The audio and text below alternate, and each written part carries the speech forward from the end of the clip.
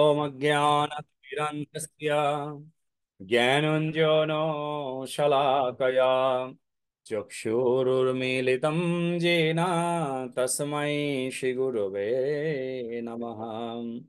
श्रीचैतन्यमनोभीष्टं स्थापितं येन भूतले स्वयं रूप कदा मह्यं ददाति शापदन्तिकम्। वन्देऽहं श्रीगुरो श्रीयुतापदकमलं श्रीगुरून् वैष्णवांश्च श्रीरूपं सग्रजातं सहगण रघुनाथारनितं तं सजीवं साद्वैतं सावधूतं परिजनसहितं श्रीकृष्ण चैतन्य देवं श्रीराधा कृष्ण पादं सहगना ललिता श्रीविशाखान्वितांश्च नमो यं विष्णुपादाय कृष्णपृष्ठाय भूतले श्रीमते भक्तिवेदांता स्वामिनिति नामिने। नमस्ते सरस्वती देवे गौरवाणी प्रचारिणे निर्विशेष शून्यवादे पाश्चात्य देशतारिणे वंशाकल्पतरुवस्य कृपसिन्धुभ्य एव च पतितानां पावनेभ्य वैष्णवेभ्यो नमो नमः। जय श्री कृष्ण चैतन्य प्रभु नित्यानंद श्री अद्वैत गदाधर श्रीवासादि श्री गौरभक्त वृंद। हरे कृष्ण कृष्ण कृष्ण हरे हरे, हरे राम राम राम हरे हरे। হরে কৃষ্ণ। সকল বৈষ্ণব ভক্তবৃন্দ, দণ্ডবত প্রণাম আপনাদের চরণে। আমার গত সপ্তাহে বলেছিলাম যে বৃহস্পতিবারের পরিবর্তে এই সপ্তাহে আমরা বুধবারের দিনে ক্লাস করব। তা সেই কথা অনুযায়ী আজকে আমি উপস্থিত হয়েছি আপনাদের ভেতরে। তা আশা করি আরো কিছু ভক্ত যোগদান করবেন। আহ আজকে অনেক কম ভক্ত আছে জানি, বৃহস্পতিবারে সব বেশি আসেন। আর আমি দেখছি আমাদের মাতাজি কল দিচ্ছেন সবাইকে, তো কল দিতে দিতে হয়তো আসবে সবাই।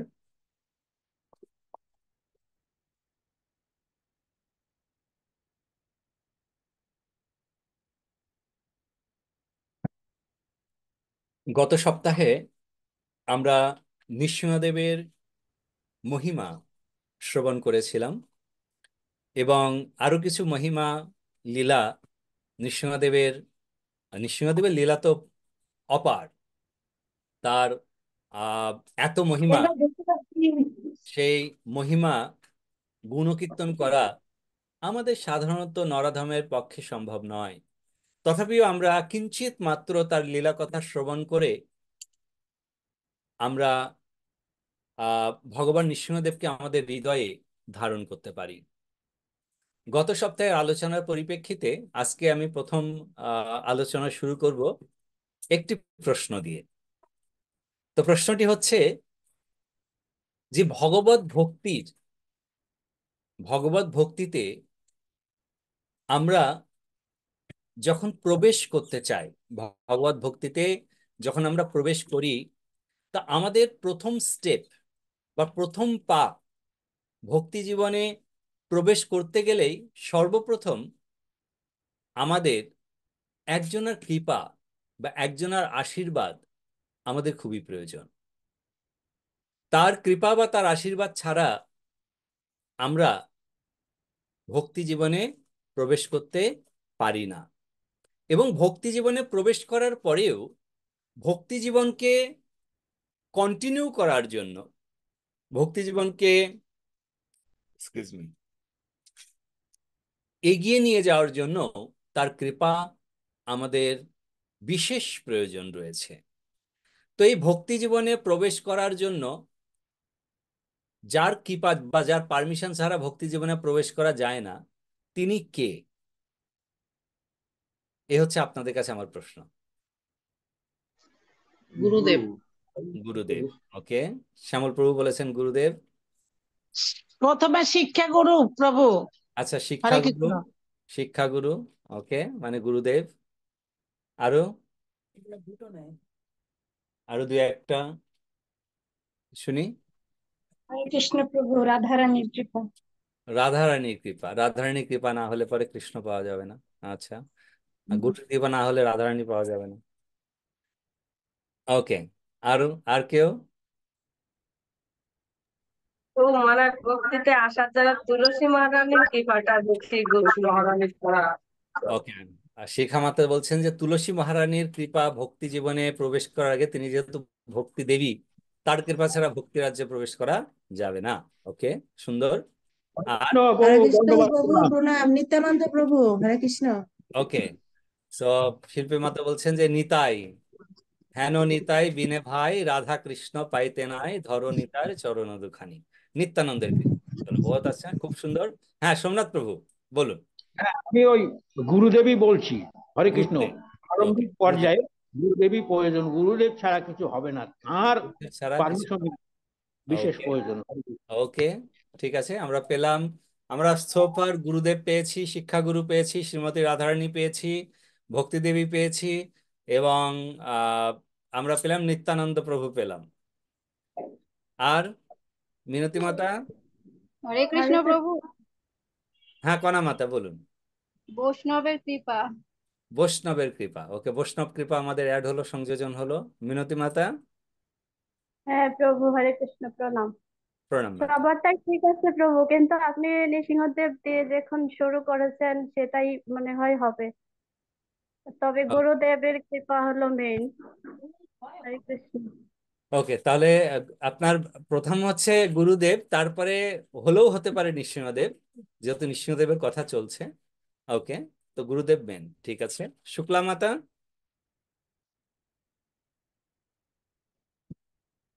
হরে কৃষ্ণ প্রভু, আমি তো রাধারানীর কৃপা। ও, আপনি রাধারানী বলেছেন, রাইট। ওকে, হ্যাঁ, আমাদের তিলকপতি প্রভুর বাকি আছে। প্রভু এখন আসছেন জুমের দিকেই। নৃপেন্দ্র প্রভু বলুন। প্রভু সবাই সবাই তো বলে ফেলেছে, আমার আর নাই। ঠিক আছে, আপনি তাহলে সবারটাই কপি করে বলুন কোনো একটা। আমার মনে হয় প্রভু গুরু। গুরুদেবের কৃপা। ওকে, তো আমরা মোটামুটি সবার কাছ থেকে পেয়েছি, তিলকপতি প্রভু ছাড়া। তিলকপতি প্রভু।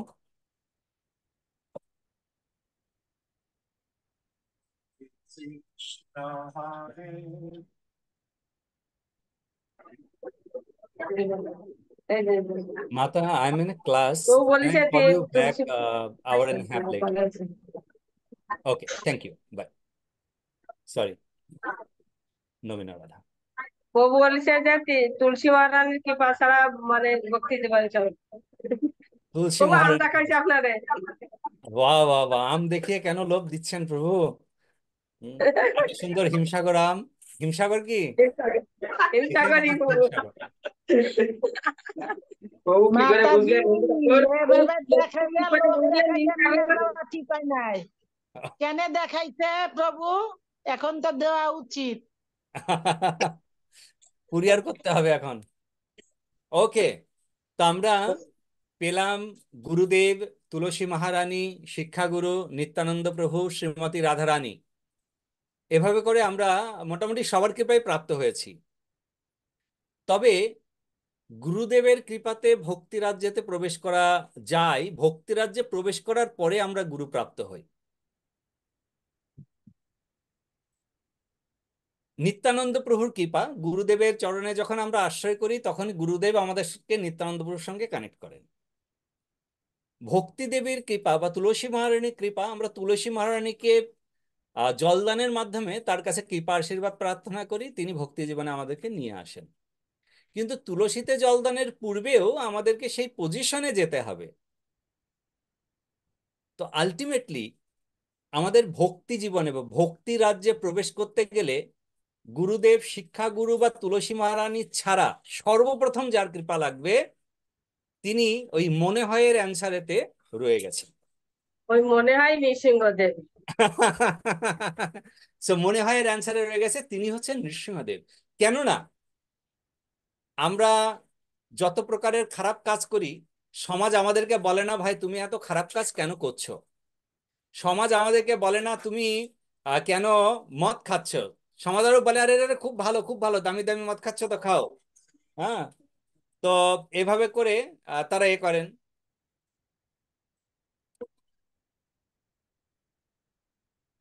তো কিন্তু যখন আমি ভক্তি জীবন যাপন করার জন্য মানে ডিসাইড করব, বা আমার বন্ধু বা আমার পিতামাতাকেও যদি আমি বলি, সেক্ষেত্রেতে কি হয় না, সেই ক্ষেত্রেতে সঙ্গে সঙ্গে আমাদেরকে বলে এই তোমার বয়স কত হলো যে তুমি ভক্তি জীবনে যাবে। যত প্রকারের বাধা আমাদের গৃহ থেকে শুরু করে পারিপার্শ্বিকে চারিদিক থেকে আমরা সেই বাধাগুলো প্রাপ্ত হই। তো এই সমস্ত বাধা প্রাপ্ত হয়ে আমরা ভক্তি জীবনে প্রবেশ করতে পারি না। তো এই বাধাকে সর্বপ্রথম দূর করতে হবে ভক্তি জীবনে প্রবেশ করতে গেলে। আর ভক্তি জীবনে প্রবেশ করতে গেলে যত বাধা তিনি একমাত্র একজন ব্যক্তিত্ব দূর করেন, তার জন্যই তিনি আবির্ভূত হয়েছেন, আর তিনি হচ্ছেন আমাদের ভগবান নৃসিংহদেব। নৃসিংহদেব। তো ভক্তি রাজ্যে প্রবেশ করতে গেলে আমাদের কার কৃপা ছাড়া ভক্তি রাজ্যে আমরা প্রবেশ করতে পারবো না? নৃসিংহদেব। নৃসিংহদেব। নৃসিংহদেবের কৃপা ছাড়া আমরা কিন্তু কেউ ভক্তি রাজ্যে প্রবেশ করতে পারবো না। নৃসিংহদেবের কৃপায় আমরা ভক্তি রাজ্যে প্রবেশ করার জন্য, মানে এই নয় যে আমি মন্দিরেতে চলে গেছি, নৃসিংহদেবের কৃপাতে আমার হৃদয়ে ভক্তি জাগ্রত হবে, তখন আমি সাধুর কথা শুনবো। আর তখন যখন আমি সাধুর কথা শুনবো, তখন আমার শিক্ষাগুরু, বা অ্যাকচুয়ালি শিক্ষাগুরু নয়, তাকে আমরা বলি পথ প্রদর্শক গুরু বা বৎমাত্মক গুরু। হ্যাঁ, সেই বৎমাত্মক গুরুর কথাই আমার রুচি হবে। আমাদের কাছে যখন প্রচারকরা প্রচার করতে আসেন, আমরা তো অনেকদিন আগে থেকে শুনছি, রুচি আসেনি আমাদের ভেতরে। তো রুচি আসার আগে আমাদের শ্রদ্ধার উদয় হতে হবে। আর সেই শ্রদ্ধার উদয় করতে গেলে পরে ভগবান নৃসিংহদেবের কৃপা আমাদের সর্বপ্রথম প্রয়োজন। তার জন্যই আমরা নৃসিংহদেবের এই ভক্তি জীবনে প্রবেশের জন্য আমাদের নৃসিংহদেবের কৃপার প্রয়োজন রয়েছে। এটি দিয়ে আমরা প্রারম্ভ করি আজকের নৃসিংহ কথা। ভগবান নৃসিংহদেব তিনি এতটাই কৃপালু, এতটাই দয়ালু, যে তিনি ভগবত ভক্তদের প্রোটেকশন দেওয়ার জন্য, রক্ষা করার জন্য তিনি এই সংসারে আবির্ভূত হলেন। যখন হিরণ্যকশিপু তিনি ব্রহ্মার দ্বারা বরপ্রাপ্ত হলেন, আপনারা সকলেই জানেন, দিনে নয়, রাতে নয়, ঘরে নয়, বাইরে নয়, জলে নয়, স্থলে নয়, তারপরে কি ভূমিতে নয়, আকাশে নয়, অস্ত্র নয়, শস্ত্র নয়, মানুষ নয়, পশু নয়, কোনো প্রকারের আহ বার্ডস জাতীয় কোনো কিছু হবে না। তার মানে কি আর কি থাকলো মৃত্যুর জন্য? আর কিছুই তো থাকলো না, সবকিছু তো উনি ইনক্লুড করে দিলেন। তার জন্য হিরণ্যকশিপুরের মনের মধ্যে কিন্তু ছিল যে আমি ব্রহ্মার কাছ থেকে ছলনা করে সবকিছু ইনক্লুড করে নিয়েছে, আমাকে কেউ মারতে পারবে না। কিন্তু প্রহ্লাদ মহারাজ তিনি জানতেন তার পিতৃদেব ব্রহ্মার দ্বারা বরপ্রাপ্ত হয়েছেন। তিনি জানতেন তার পিতৃদেব যে ব্রহ্মার দ্বারা বরপ্রাপ্ত হয়েছে, যে তিনি জলে মরবেন না, স্থলে মরবেন না। কিন্তু তিনি এটাও জানতেন যে ব্রহ্মার দ্বারা বরপ্রাপ্ত হলেও অনন্ত ব্রহ্মাণ্ডের মালিক বৈকুণ্ঠপতি, গোলকপতি শ্রীকৃষ্ণ, তিনি সমস্ত প্রাণের ঊর্ধ্বে। তাই তার ভক্তরা যদি কোনো প্রকারের মিস্টেক করে থাকে বা ভুল করে থাকে, ভগবান সেটি শুধরে নেন। অর্থাৎ ভগবান যে বলেছেন, আহ ব্রহ্মা বলেছেন যে তিনি কোনো মানুষ দ্বারা না, পশু দ্বারা নয়, তো ভগবান নিশ্চয়ই তার একটা বিশেষ রূপে তিনি আবির্ভূত হবেন। আর তার জন্য প্রহ্লাদ মহারাজ বলেছিলেন, যখন হিরণ্যকশিপু তাকে প্রশ্ন করলেন যে তোমার ভগবান কোথায় থাকে, তখন বললেন যে আমার ভগবান তো সর্বত্রতে আছে। সর্বত্রতে মানে বলছে আমি তোমার মধ্যেও আমার ভগবানকে দেখতে পাচ্ছি। এই যে তুমি কথা বলছো, এই যে তুমি মানে তোমার শক্তি সর্বত্রতে প্রদর্শন করছো, এটা তোমার মধ্যে ভগবান আছে, তার শক্তির দ্বারা তিনি আরো বেশি ক্রোধান্বিত হয়ে গেলেন। আরো বেশি ক্রোধান্বিত হওয়ার ফলে তারপর তিনি বললেন যে কি এই স্ফটিক স্তম্ভের মধ্যে কি রয়েছে, ভাবুন যে তার গৃহের যে পিলার গুলো ছিল, স্তম্ভগুলো ছিল। সে স্তম্ভগুলো স্ফটিক স্তম্ভ। স্ফটিক বলতে কি বোঝানো হয়?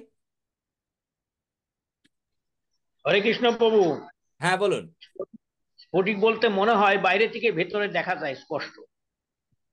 স্ফটিক স্তম্ভ একটি রত্নর মধ্যে, স্ফটিক একটি রত্ন, এবং সেই রত্নতে বাইরের থেকে মানে এই প্রান্ত থেকে অপর প্রান্ত পর্যন্ত দেখা যায়। এটা একদম ঠিক। স্ফটিক মানে আমরা বলি কখনো কখনো শস্য জল দেখলে পরে আমরা বলি যে স্ফটিকের ন্যায়, অর্থাৎ আমার নিজের প্রতিচ্ছবি আমি তা দেখতে পাই, প্লাস একদম ভেতর দিয়ে কি চলছে সেটাও আমি দেখতে পাই, এতটাই স্বচ্ছ। তো সেই স্ফটিক স্তম্ভ সেখানে দেখা যাচ্ছে এদিক থেকে ওদিকে, বলছে এই স্তম্ভের মধ্যে কি রয়েছে ভগবান? প্রহ্লাদ মহারাজ কিন্তু বলেছিলেন যে হ্যাঁ, এর মধ্যেও ভগবান রয়েছে। আর আমরা জানি পরবর্তীতে সমস্ত হয়েছে। এখন ভগবান নৃসিংহদেব তিনি হিরণ্যকশিপুরকে কেন বধ করলেন? কেননা প্রথমত হিরণ্যকশিপুরের কৃপা করার জন্য তাকে বধ করলেন।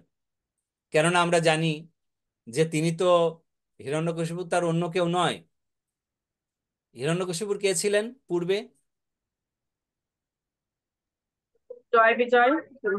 বিজয়। বিজয়। জয় না বিজয় বিজয়, কোনটা? বিজয় বিজয়। বিজয়, রাইট। আর জয় কে ছিলেন?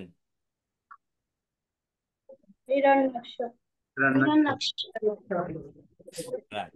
জয় ছিলেন হিরণ্যাক্ষ এবং বিজয় হচ্ছেন হিরণ্যকশিপুর।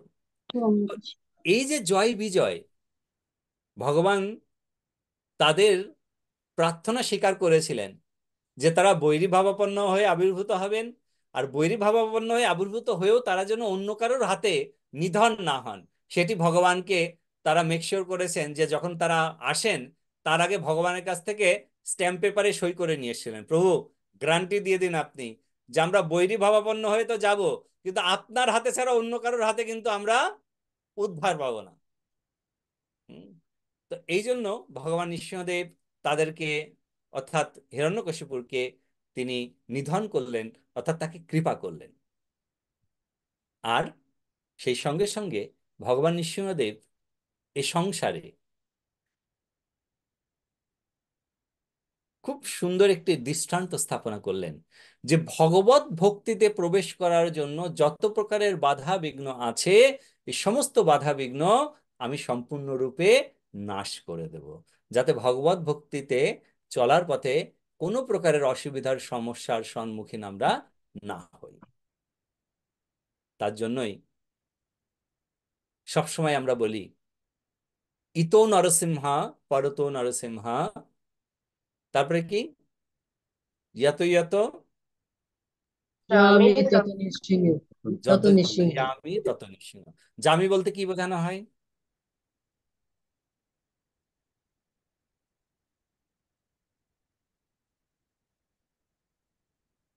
এটা তো এরকম ভাবে কখনো খেয়াল করিনি। জামি বলতে কি বোঝানো হয়? আমরা বললাম বহির নৃসিংহ, বাইরে নৃসিংহদেব আছেন, হৃদয়ে নৃসিংহদেব আছেন। যত যত জামি তত নৃসিংহ। তো আমার মনে হয় যেখানে যত দিকে যা তাকাও, যেখানে যা তাকাও সব জায়গায় নৃসিংহ ভগবান আছে, এটা এরকম মনে হয়। সব জায়গায় মনে হয় প্রভু। জামি বলতে সব জায়গায়, ওকে। আর কিছু? বাংলা শব্দ জামি, কিন্তু আমরা বাংলাতেও ব্যবহার করে থাকি, এটা সংস্কৃত শব্দ, কিন্তু অনেক সব ঘৃণিত জায়গায় কথা। হবে প্রভু, হ্যাঁ, আমারও মনে হয় সব জায়গায়, সব জায়গায়। সর্বত্রতে, যত ওকে। যত আমি তত নৃসিংহ।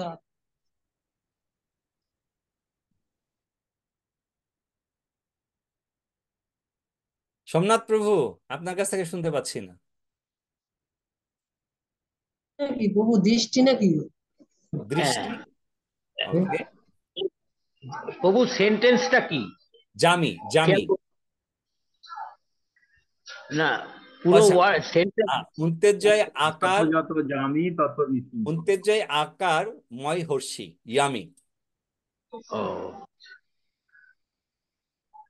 জামি মানে মনে হয় সর্বত্রই হবে খুব সম্ভব। একটি সুন্দর গৌড়ীয় ভজন আছে, তার মধ্যে এই শব্দটি কয়েকবার বলা হয়েছে। দৃষ্টি কি? জামে অর্থ দৃষ্টি।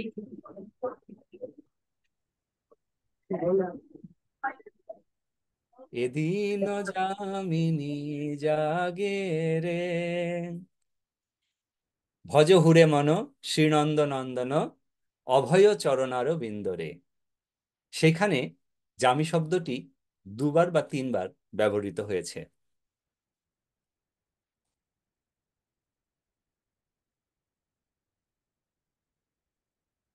ও রবীন্দ্রনাথ ঠাকুর বহুবার তার কাব্যেতেও বর্ণনা করেছে। আর আমরা জামির সঙ্গে নিত্য নিত্য সংযুক্ত।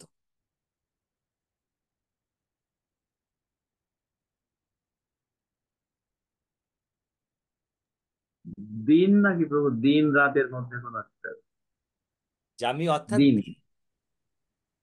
হ্যাঁ। জামি অর্থাৎ দিন, দিবস। আমাদের প্রভু বলেছে জামিনী মানে রাত, তাই বলতেছে। তার হচ্ছে জামি অর্থ মানে জামি, তাই না? জামিনী, জামিনী মানে রাত, আর জামি মানে দিন। ও আচ্ছা, মানে জামি জামিনী উল্টো হ্যাঁ, বিপরীত মেরু।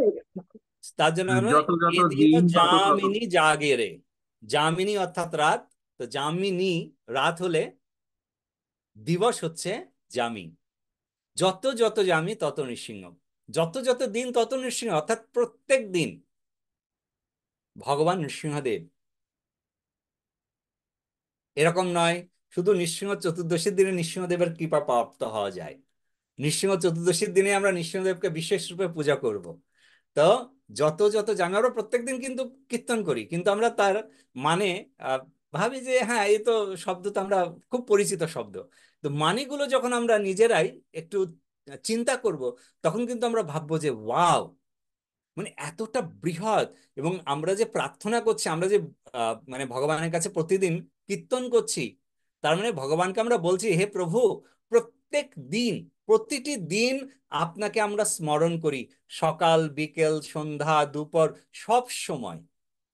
জামি সব সময় দিবস, দিনের সময়কে। কারণ রাত্রে তো আমাদের কি হয়, রাত্রে তো চলে গেল ঘুমেতে, তখন কতটা আর স্মরণ করব। হ্যাঁ, যদি আমাদের বিশেষ বিশেষ কিছু ভক্ত হন, বিশেষ বিশেষ ভক্ত বলতে যেমন ধরুন আপনার আমরা শ্রীশ্রীমৎ গোপাল কৃষ্ণ গোস্বামী গুরু মহারাজের, যদি আপনারা দেখে থাকেন, একটা ভিডিও হয়েছিল, ভাইরাল হয়েছিল, ভাইরাল নয় মানে ভিডিওটা পোস্ট হয়েছে যখন শ্রীশ্রীমৎ গোপাল কৃষ্ণ গোস্বামী গুরু মহারাজ গত হয়েছেন তখন। তো সেই ভিডিওতে আপনারা আহ, কি দর্শন পেয়েছিলেন, কেউ দর্শন করেছিলেন সেই ভিডিওটি?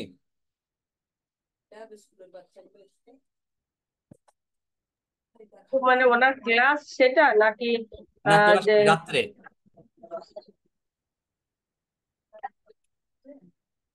গোপাল কৃষ্ণকে জড়ায় ধরেছিলেন তাই? মানে এই যে গুরু মহারাজ ভক্তিচার মহারাজ মানে সবাই একসাথে এক জায়গা থেকে গোপাল কৃষ্ণ মহারাজ জড়ায় ধরেছিলেন, একটা একটা ইয়ে আছে। ওইরকম ভিডিও তো দেখিনি মনে হয়। উম, আমি চেষ্টা করছি যে ভিডিওটা যদি পাই আপনাদেরকে আমি দর্শন করাবো। অপূর্ব ভিডিও, যেটি আমাদের চলার পথের একটি পাথেয় স্বরূপ।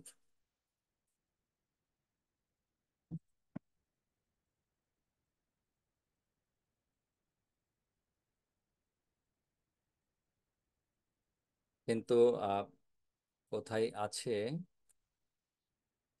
সেটাকে চেক করতে হবে আমাকে।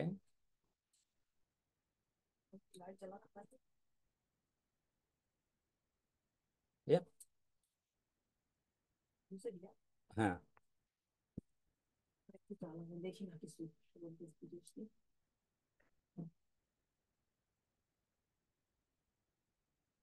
জাস্ট আ সেকেন্ড।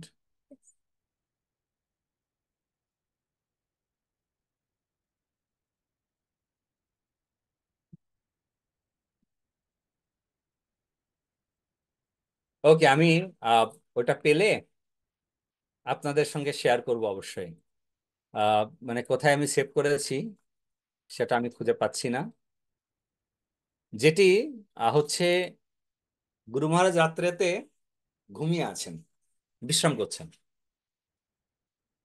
বিশ্রাম করছেন, ওনার একটা হাতে উনি লম্বা হয়ে আছেন, হাত দিয়ে উনি ভগবানকে বিশ্রাম করছেন রাত্রে, কিন্তু ঘুমে ঘুমিয়ে। প্রভু এই ভিডিওটা আমি দেখেছিলাম, অনেকেই এটা দেখেছো শেয়ার না? দিয়েছে। হ্যাঁ। আরতি তো করতেছে। ওই যে আরতি করতেছেন এটা, হ্যাঁ, হ্যাঁ ওটা তো দেখেছি। রাইট। তো মানে এইটা তো আপনি উনি কি করবেন?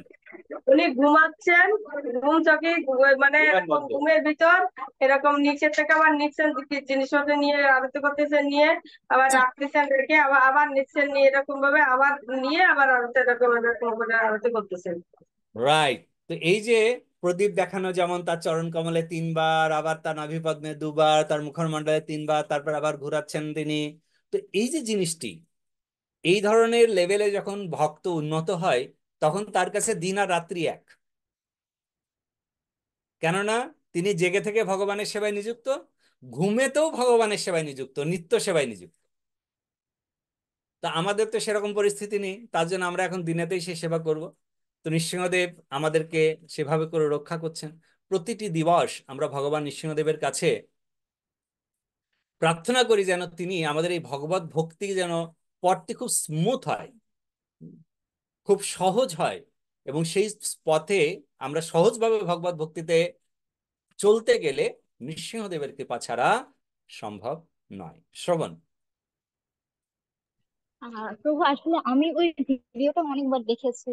তো আমার আসলে এত ভালো লেগেছিল, এত ভালো লেগেছিল, আর আমি মানে আমি চিন্তা করছিলাম, এটাই হচ্ছে আমার প্রশ্ন, যে গৃহে থেকে এতটা প্র্যাকটিসিং ডেভোটি বা এতটা মানে এরকম ভক্তি কি লাভ করা সম্ভব, মানে বিশেষ করে কোনো মেয়েদের পক্ষে, যে এরকম ঘুমের মধ্যেও, মানে আমরা সাধারণত ঘুমের মধ্যে স্বপ্ন সেটা দেখি আমরা, যেটা সারাদিন করি বা চিন্তা করি, বাট এরকম ডেভোশন কি গৃহে থেকে কোনো নারীর পক্ষে বিশেষ করে লাভ করা সম্ভব? যে নিঃসন্দেহে, মানে নিঃসন্দেহে। নারী বা পুরুষ এখানে কোনো জেন্ডার নয়, প্রত্যেকের জন্যই এটা সম্ভব। যদি আমরা জানি, আমরা অনেক সময় ভাবি যে সারাদিন ধরে আমরা যে কাজ করি বা যেটা বেশি করে ভাবি, সেটি আমি রাত্রের স্বপ্নেতে দেখি। সেটি কিন্তু ভুল। কেননা আমরা বলি না যে যখন আমরা ঘুমোই, তখন আমাদের কোন শরীরটি ঘুমোয়? আমাদের স্থূল শরীরটি ঘুমোয়।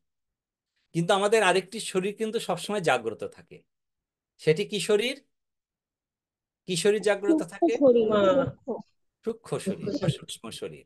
তো সূক্ষ্ম শরীর যখন জাগ্রত থাকে, সেই সূক্ষ্ম শরীর কিন্তু ভগবানের সেবায় বা ভগবত সেবায় নিযুক্ত থাকেন। আপনি দেখবেন যে অনেক সময় ভাবেননি আপনি ভাবেননি সেখানে। আজকে আমি আপনাদেরকে শেয়ার করি, জাস্ট কয়েকদিন আগেই আমি কৃপাপ্রাপ্ত হলাম হিজ হোলিনেস গোপালকৃষ্ণ গোস্বামী গুরু মহারাজের। কয়েকদিন আগে। এটা আমি কাউকে বলিনি, ইভেন আমার সহধর্মিণীকেও বলিনি। উনি তো গোপালকৃষ্ণ গোস্বামী গুরু মহারাজের শিষ্য, তাকেও আমি বলিনি। তো আমি দর্শন করছি, গুরু মহারাজ এসেছেন এবং একজন সেবক আছে তার সঙ্গে, আর আমরা দুজন রয়েছে, আমি এবং আমার সহধর্মিণী মহারাজের সঙ্গে রয়েছি। সো মহারাজ এক্সকিউজ মি, গুরু মহারাজের সঙ্গে আমার সুধাম মায়াপুর থেকে তিনি এতটা কৃপালু ছিলেন। তো প্রায় কথা হতো। তার সেবক ছিলেন আমার বন্ধু। আমরা যখন ব্রহ্মচারী ছিলাম, তো তখন থেকে এখন পর্যন্ত সবসময় যখনই দর্শন প্রাপ্ত হতাম, খুব কৃপা করতেন।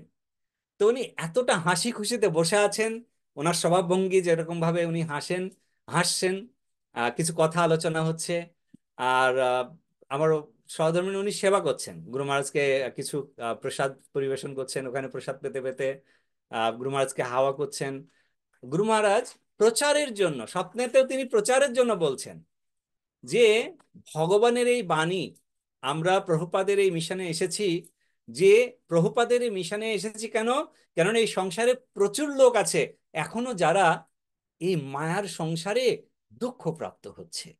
তা আমাদের কর্তব্য, আমাদের কষ্ট হলেও আমাদের কর্তব্য, যারা দুঃখ প্রাপ্ত হচ্ছে তাদের কাছে এই সুখের যে মানে সংবাদ, এটি পৌঁছানো এবং এর প্রতি তাদেরকে আকৃষ্ট করা।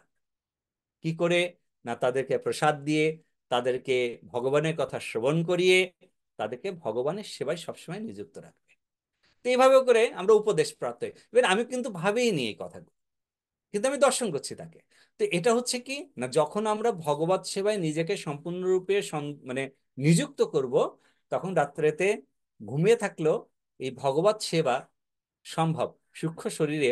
তখন কিন্তু ঘুমিয়েও সূক্ষ্ম শরীর তখন ভগবানের সেবাতে নিযুক্ত থাকবে। ওকে শ্রবণ? হরে কৃষ্ণ প্রভু, জয়। বুঝতে পেরেছি। হরে কৃষ্ণ। ওকে, আমরা ফিরে আসি ভগবান নৃসিংহদেবের কথাতে। তো প্রভু, আজকে আমি বেশিক্ষণ থাকতে পারবো না, হয়তো একটু পরেই লিভ নেবো, কালকে থেকে আমার সেমিস্টার ফাইনাল শুরু।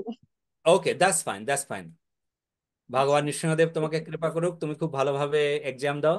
কেননা আমাদের প্রয়োজন, আমাদের যত ভক্তরা আছেন, যে বিশেষ করে যারা student, they should be very highly educated, so then they can preach on that level.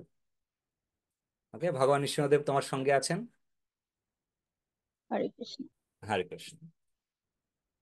তা ভগবান নৃসিংহদেবের মহিমাতে সূর্যদেব, সূর্যদেব আমরা জানি যে সূর্যদেবের কৃপা ছাড়া আমরা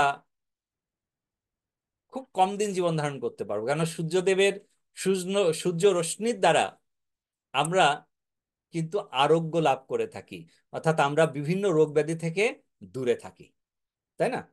তো সূর্যদেবের আহ কৃপা আমাদের প্রতি রয়েছে। সূর্যদেব কৃপা কার কাছ থেকে প্রাপ্ত হয়েছেন না, পরম পুরুষোত্তম ভগবান শ্রীকৃষ্ণ তাকে এই সেবা প্রদান করেছেন। এখন সেই সূর্যদেব তিনি ভগবান নৃসিংহদেবের কাছে প্রার্থনা করছেন। সূর্যকৃত ভগবান নৃসিংহদেবের প্রার্থনা, এটি নৃসিংহ পুরাণে বর্ণিত হয়েছে। সেখানে সূর্যদেব বলছেন ভগবান নৃসিংহদেবকে, পিতা নরসিংহা, মাতা নরসিংহা, ভ্রাতা নরসিংহা, ভগিনী নরসিংহা, সখা নরসিংহা, নরসিংহা মম দেব দেব। কে অনুবাদ বলবে? আমি যেটা বললাম তার অনুবাদটা কে বলবে? পিতা নরসিংহদেব, মাতা নরসিংহদেব, ভ্রাতা, মানে সবাই, মানে নরসিংহদেবের সবাই, মানে তার সেটাই বললেন। লাস্টের শব্দ, লাস্টের লাইন যেটা বললাম তার অনুবাদ? লাস্টে কি বলছেন ভুলে গেছি, আবার বলেন। নরসিংহা মম দেব দেব। নরসিংহদেব আমার উপাস্য দেবতা, এরকমই তো মনে হয়। রাইট। হে নরসিংহদেব, আপনি আমার উপাস্য দেব। কেন? কেন আপনি আমার পিতা, আপনি আমার মাতা, আপনি আমার ভাই, আপনি আমার বোন, আপনি আমার সখা, আপনি আমার মিত্র, আপনি আমার একমাত্র রক্ষক। কে বলছেন? সূর্যদেব। সেই বিবস্বান আবার ভগবান কৃষ্ণ ভগবদ গীতায় বলেছিলেন, তাই না? সেখানে সূর্যদেবের কথা বলেছেন। কি ছিল যেন শ্লোকটা, ভুলে গেছি, কে মনে করাবেন আমাকে? এবং ভাষ্য দিয়ে। বিভৎসন্ন, এবং বিভৎসন মনোহর রাহু। হাই হাই হাই রামা, এই ঠিক করে বলুন। সরি সরি বাবু, দাঁড়ান 1 মিনিট।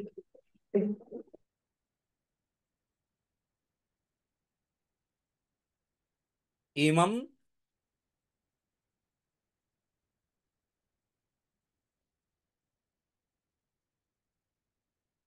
ইমম বিবস্বতে যোগম প্রক্তাবন অহমব্যয়ম বিবস্বানমন বিপ্রাহ মনুরিক্ষা কবে অব্রবীত। তাই তো? ঠিক বললাম না ভুল বললাম? তো ইমম বিবস্বতে যোগম প্রক্তাবন অহমব্যয়ম বিবস্বানমন বিপ্রাহ মনুরিক্ষা কবে অব্রবীত। হ্যাঁ, তো এই যে বিবর্ষান, সেই সূর্যদেব, আমরা সূর্যদেবের সূর্য কবচ পাঠ করি। সূর্যদেব কৃত নরসিংহদেবের স্তুতি বহু রয়েছে। সেখানে সূর্যদেব বলছেন, হে পরমেশ্বর, হে নরসিংহা, আপনার আলোয় আলোকিত এই ত্রিভুবন, সেই আলোক সকলের উপরে বর্ষিত হোক, সবাই আপনার আশীর্বাদ প্রাপ্ত হন। এভাবে করে তিনি নৃসিংহদেবের কাছে প্রার্থনা করছেন আমাদের জন্য। আমরা ফিরে আসি কিছু লীলা কথা নিয়ে। নৃসিংহদেব ভগবান তিনি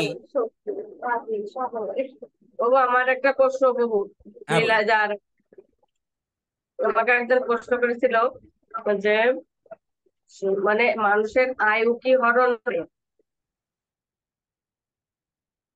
আপনি মিউট আছেন কিন্তু আপনার কথা আমরা শুনতে পাচ্ছিলাম, এটাও একটা অলৌকিক ব্যাপার।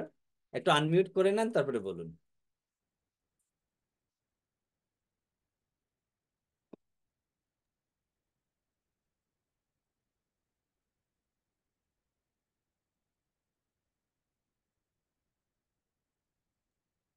মানে নেটে প্রবলেম হচ্ছে। আহ বলুন মাতা, এবার আপনি আনমিউট আছেন। তবু বলছি এই এরকম যাচ্ছে আসছে কারণ কি আমার এটা প্রবলেম নাকি আমি তো বুঝতে পারছি না সবার। না, সবাই তো লাইনেই আছে, আপনি মাঝে মাঝে যাচ্ছেন আসছেন। সেটা কেন জুম ওয়ার্ক প্লেস দেখাচ্ছে এরকম দেখায় আবার বেরোয় যাচ্ছে আবার ঢুকতেছি এটা কেন? হরে কৃষ্ণ, রাউটারটা বন্ধ করে চালু করেন মাতাজি, ওই এটা মাঝে মাঝে এরকম হয়। ক্লাসের মধ্যে ওটা পরে করতে হবে তাহলে। হ্যাঁ আচ্ছা বলুন। যাক বাবু বলছে যে মানুষের আয়ু কি কমানো যায় আমাকে জিজ্ঞাসা করছেন। তা আমি বলছি আমি যেটা ভাগবতম বা গীতাতে পড়েছি যে সূর্যদেব প্রতিদিন উদিত হয়ে অস্ত যায়, তিনি মানুষের মানে আয়ু হরণ করছেন, এটা আমি শুনেছি শাস্ত্রের ভাষা বিভিন্ন ভক্তদের কাছে যে তিনি কিন্তু সবাইকার জন্য না, যারা ভক্ত না, গীতা ভাগবতম পড়ছে না, জপ করছে না, তাদের চিকিৎসাতেও হরণ করছে, আমি এটা এরকম শুনেছি, কিন্তু ভক্তদের না, এক্ষেত্রে না এরকম। তা বলছে যে তার কথা হচ্ছে মানুষ যখন বৃদ্ধ হয়ে যায় যে মানে আহ, অনেক যন্ত্রণা দিচ্ছে, কোনো কিছু দিচ্ছে, চন্দ্রায়ন করা বলেন, করা বলে, এটাকে চন্দ্রায়ন করলে মানুষ মারা যায়, তাহলে তার উন্নতি হয়। তো তাই এই চন্দ্রায়ন করলে তো মানুষের যে মারা যাবে তাতে কি তার আয়ু কমে যায়? না কমে গেলে সে মারা যাবে কেন? তাই তার প্রশ্ন যে মানুষের আয়ু কি কমানো যায়? সুন্দর প্রশ্ন। আমার মনে হয় এর পূর্বেও একবার এই ধরনেরই প্রশ্ন আপনাকে কেউ করেছিল, আমরা আলোচনা করেছিলাম। আহ কোন একজন ব্যক্তিকে নিয়ে প্রশ্নটা এসেছিল যে তার বয়স প্রচুর হয়েছে এটা নিয়ে। তো মানুষের আয়ু কমানো যায় না, কিন্তু কিছু কিছু ক্ষেত্রেতে এই যে বিশেষ যে ভগবানের কাছে প্রার্থনা করা হয়, সেই প্রার্থনার মাধ্যমে ভগবান সন্তুষ্ট হয়ে তাকে একটু পূর্বেই তার মুক্তি প্রদান করেন। কমানো বলা হয় না এটাকে, এটা বলা হয় ভগবান কৃপা করে তাকে মুক্তি প্রদান করেছেন। ওকে। আর যখন ভগবান কৃপা করে তাকে মুক্তি প্রদান করেছেন, নইলে কি হবে, ভগবান সন্তুষ্ট হয়ে দুটো কাজ করেন। একটা হচ্ছে তাকে সন্তুষ্ট হয়ে তাকে মুক্তি প্রদান করবেন, আর নইলে সন্তুষ্ট হয়ে তার আরো একটু এক্সটেন্ড করে দেবেন লাইফ লাইনটাকে। আর সবকিছুই কিন্তু ডিপেন্ড করে, আমরা যতটা চন্দ্রায়ন করি, গরুর পুরাণ পাঠ করি, বা অপমৃত্যু হরণ মৃত্যুঞ্জয় মন্ত্রের যজ্ঞ করি, যা কিছুই করি না কেন, সবকিছুই কিন্তু ডিপেন্ড করবে আমার ব্যক্তিগত জীবনের আমি কি কি কর্তব্য কর্ম করেছি। সেই ব্যক্তিগত জীবনের কর্তব্য কর্মের উপরে ভিত্তি করেই কিন্তু ভগবান তার ফল প্রদান করবেন। যদি আমার কর্তব্য কর্মের মধ্যে থাকে যে আরো 10 বছর আমাকে ওই ফল সাজা প্রাপ্ত হতে হবে, সেটা আমাকে হতেই হবে। আর তার সঙ্গে সঙ্গে তাকে যারা টেক কেয়ার করছেন তাদেরও সামহাও অর আদার, তাদের লাকেতে অর্থাৎ তাদেরও কর্মফলেতে সেটা লেখা ছিল যে এত বছর ধরে তাকে পরিষেবা প্রদান করতে হবে, কারণ তিনিও পূর্বেতে এই ধরনের পরিষেবা গ্রহণ করেছেন। তো এটা দুইজনেরই কর্ম একত্রিতভাবে সমন্বিত রয়েছে। তো কর্ম কমানো যায় না, ভগবানের কৃপার দ্বারা তাকে মুক্তি প্রদান করা যেতে পারে, বা সেটা এক্সটেন্ড হতে পারে। কিন্তু আমার যদি কর্ম সঠিকভাবে না থাকে, তাহলে সেটা এক্সটেন্ড নাও হতে পারে, কমও নাও হতে পারে, সেটা কন্টিনিউয়াসলি চলতে পারে। সম্পূর্ণরূপে কর্ম। এই জন্য বলা হচ্ছে ভালো কর্ম করতে হবে আমাদের সব সময়, আর ভালো কর্ম করার মাধ্যমে তারপরে প্রভু আমাকে যেটা দেবেন সেটাই গ্রহণ করা যাবে আর কি। অর্থাৎ প্রভু মানে আয়ু কমানো যায় না, যে ভগবানের কাছে প্রার্থনা করে তার যাতে মানে মানে ওই পর্যন্তই আয়ু থাকে। আমাদের এটা মানসিক, এই যে চন্দ্রায়ন বলেন যাই বলেন, এটা আমাদের মানসিক, যে আমাদের মনের শান্তি না। চন্দ্রায়ন করে গেছে, করার পর সে মারা যাচ্ছে, মানে সে তাহলে মানে এই চন্দ্রায়ন করার ফলে সে মারা যাচ্ছে, কিন্তু তার ওই পর্যন্তই আয়ু ছিল, তারপর সে মারা গেছে। রাইট। শুধুমাত্র কি হয়, আমরা বলি না যে আহ, অনেক সময় আমরা ভুলে যাই ভগবানকে বা দেবতাদেরকে। এই ধরনের বিভিন্ন পূজার মাধ্যমে বা উৎসবের মাধ্যমে সেই ব্যক্তির পাশে বসে তাকে স্মরণ করানো হয় যে তুমি এখন তোমার সময় হয়ে যাচ্ছে, তুমি ভগবানের কথা স্মরণ করতে থাকো। তো তাকে স্মরণ করানো হয়, কিন্তু এটা এই নয় যে সেই পূজার ফলেই তিনি মৃত্যুবরণ করলেন। কারণ আপনার কর্মফলে যদি থাকে, তাহলে পূজার পরেও আপনি আরো লম্বা টাইম কিন্তু সাফার করবেন। ওই যে তাহলে এমনি কর্মফল ঠিক আছে তার, সাধু ব্যক্তিরা তাদের কর্মের ফল কিছুটা সেই পাপী ব্যক্তি তারা কষ্ট আছে দেয়, যে সাধু ব্যক্তিরা দিয়ে যে তার একটু উন্নতি হোক, সে অন্তত আর কষ্ট না পেয়ে সে মানে দেহ রাখুক, প্রাপ্তি হোক, এরকম দেয়। এটা তো কাজ হয়। হ্যাঁ, অ্যাবসলিউটলি। কেননা আমরা আমরা জানি সেই ভগবদ গীতার আই থিঙ্ক কত অধ্যায়ের মহিমা, গাভীর যে মহিমাটি রয়েছে, একটা ষাঁড় মৃত্যুবরণ করছিলেন, একজন পতিতা, তার পুণ্যফল দিয়েছিলেন, পরবর্তীতে তিনি ব্রাহ্মণ গৃহে জন্মগ্রহণ করেছিলেন। কোন অধ্যায়ের মহিমা আছে এটা? প্রথম অধ্যায় না প্রভু, এটা প্রথম অধ্যায়। সুশর্মা, সুশর্মার ব্রাহ্মণ Right. অধ্যায় গীতা প্রভু। গীতা মাহাত্ম্যের প্রথম অধ্যায়ের মহিমাতে আছে। তো নিঃসন্দেহে এটা পাওয়া যায়, কেননা এটা হচ্ছে পাওয়ার। আপনি পাওয়ার ট্রান্সফার করছেন, পাওয়ার অফ অ্যাটর্নি, এটা হয়। এই ক্ষেত্রে যদি সাধু দিচ্ছে, সাধুর কি কোনো ক্ষতি হচ্ছে না? তার পুণ্য কর্ম বা তার ফল দিচ্ছে, তো সাধুর ক্ষতি হচ্ছে না নাকি? সাধু সেটা জপ করে তপস্যা করে সে সেটা নিজস্ব ভাবে তখন আয়ত্ত করে আবার আবার সে সঞ্চয় করে নিচ্ছে, এরকম।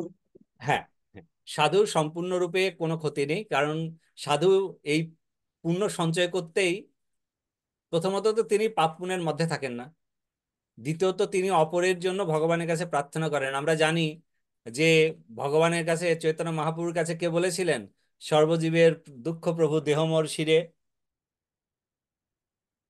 বিশিষ্ট বাসুদেব ঘোষ বাসুদেব ঘোষ, তো বাসুদেব ঘোষ, না, বাসুদেব দত্ত, কে প্রভু? বাসুদেব ঘোষ বাসুদেব না বাসুদেব দত্ত। দত্ত, বাসুদেব বাসুদেব দত্ত দত্ত। বলেছিলেন। এবং চৈতন্য মহাপ্রভু কি বললেন, যে না, হ্যাঁ, তুমি যে প্রার্থনা করেছো, এই প্রার্থনার ফলে এই ব্রহ্মাণ্ড, অনন্ত কোটি বিশ্ব ব্রহ্মাণ্ড আছে, তার মধ্যে একটা ব্রহ্মাণ্ড তো উদ্ধার কোনো ব্যাপারই না ভগবানের কাছে। সাধুদের কাছে ঠিক তদ্রূপ, সাধু তার পুণ্য ফল একটু প্রদান করছেন, তাতে সাধুর কোনো ক্ষতি হচ্ছে না, কারণ সে সেটা রিকভার করে নেবেন ভেরি ইজিলি, খুব সহজেই সেটি তিনি রিকভার করে নেবেন। ওকে, তাহলে আমরা বিষয়বস্তুতে ফিরি। তো ঠিক আছে। নৃসিংহদেবের কথাতে কয়েকটি লীলা আমরা একটাই লীলা পড়েছিলাম, তারপরে আমরা আরেকটি লীলা আজকে পড়ি।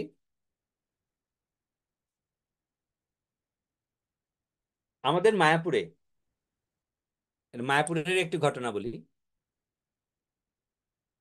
পূজারী, নৃসিংহদেবের যিনি পূজারী, নৃসিংহদেব প্রতিষ্ঠা হওয়ার এটা দ্বিতীয় বছরে, সেকেন্ড ইয়ারে, তো তিনি স্বপ্ন দেখছেন যে মন্দিরের ম্যানেজমেন্ট তাকে বলছে যে তুমি ডিজেল নিয়ে আসো, ডিজেল।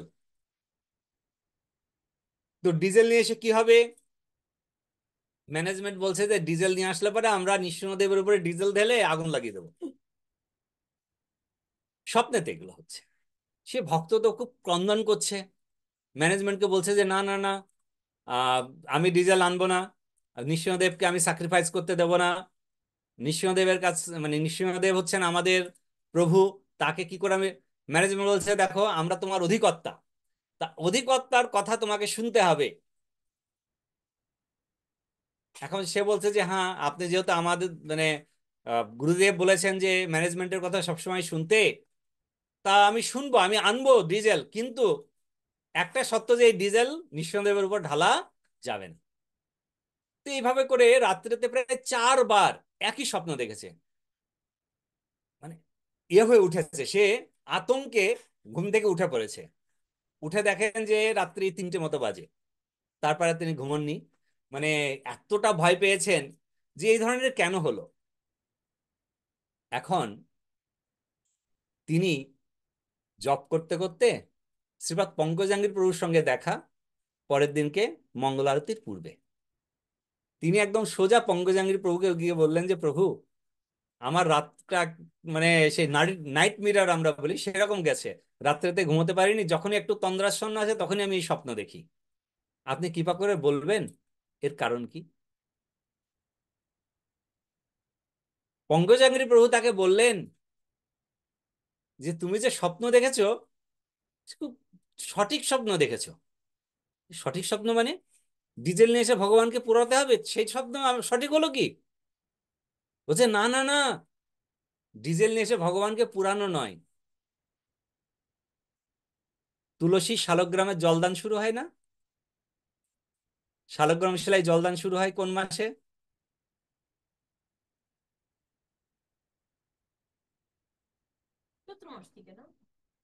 কবে তুলসী শালগ্রামের জলদান শুরু হয়েছিল? কবে যাবে? বৈশাখে তো হুম? আমরা বৈশাখ মাসেতে শুরু হয়, জাস্ট গেল। তো বলছে যে 3 দিন আগে তুলসী শালগ্রাম জলদান শুরু হয়েছে, মানে শালগ্রাম শিলার উপরে জলদান। তো নৃসিংহদেবের শিলা যে আছে শালগ্রাম শিলা, তার উপরে জল থাকে। তো বলছে তুমি যে স্বপ্ন দেখছো মানে ভগবান আগুনের মতো তার শরীরটি জ্বলছে, তো আমরা ভুলে গেছি ভগবানের উপরে জল প্রদান করার জন্য। তো তুমি স্বপ্ন দেখছো ডিজেল, মানে ভগবান বলতে চাইছে যে তুমি আমাকে জল দাওনি এখনো, আমার শরীর জ্বলছে, আমাকে জল দাও। বলে যে আজকে মঙ্গল আরতির পরে গিয়ে সঙ্গে সঙ্গে তুমি জলের ওটা রাখবে, এটা আমার ভুল, তোমাকে আমি বলতে ভুলে গেছি। তো এইভাবে করে ভগবান মানে ম্যানেজমেন্টের থ্রুতে তাকে স্বপ্নেতে বলছে যে ডিজেল নিয়ে আসো, আর আমাকে মানে ডিজেল নিয়ে নৃসিংহদেবের উপরে ঢালো, আগুন জ্বলুক। মানে নৃসিংহদেবের শরীর অলরেডি আগুনের মতো জ্বলছে, তুমি জল দিচ্ছ না কেন? তো এইভাবে করে পঙ্কজাঙ্গি প্রভু বলছেন যে নৃসিংহদেব তার সেবা ভক্তদের কাছ থেকে এভাবে চেয়ে নেন যে আমার শরীর দগ্ধীভূত হচ্ছে আর তোমরা তা শান্ত করার চেষ্টা করছো না। তো এই ঘটনার পরে আরেকটি ঘটনা।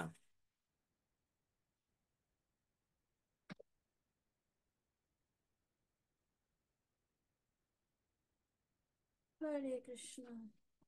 ওকে, আহ বাবু এই যে এটার সম্পর্কে আমি মানে জল দেওয়ার এখানে পঙ্কজাঙ্গিনী বাবু যেটা বলেছিলেন যে যে শালগ্রাম শিলা যেটা থাকে নৃসিংহ ভগবানের ওখানে, তিনি ওই যখন পঙ্কজাঙ্গিনী বাবু সেবা করতেন তখন তিনি দেখছেন যে এরকম পরের দিন সকালে মঙ্গলারতি যে দেখেন যে শালগ্রাম শিলা নেই, কোথায় গেল কোথায় গেল।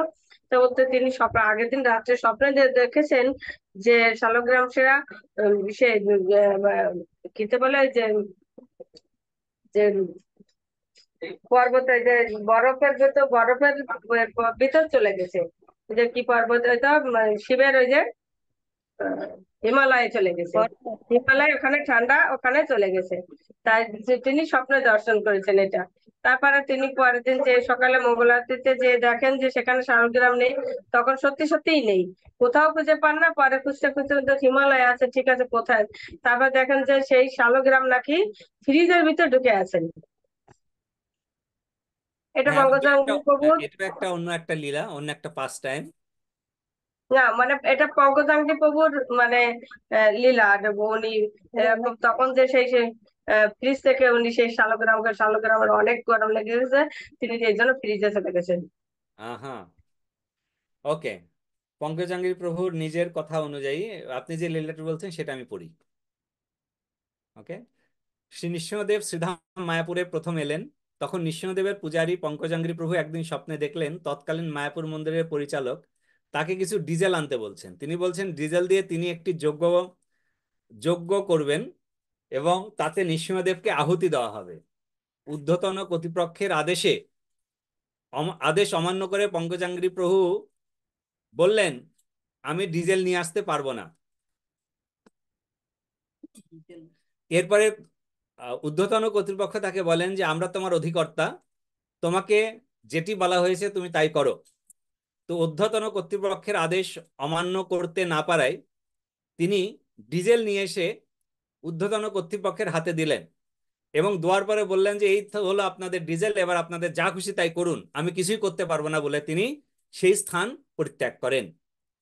কিছুক্ষণ পরে তিনি যখন ফিরে আসেন এবং দেখেন যে নৃসিংহদেব পুড়ে শেষ হয়ে গেছেন, কেবলমাত্র তার দুখানা চরণ বাকি আছে, চরণ দুখানা বাকি রয়েছে।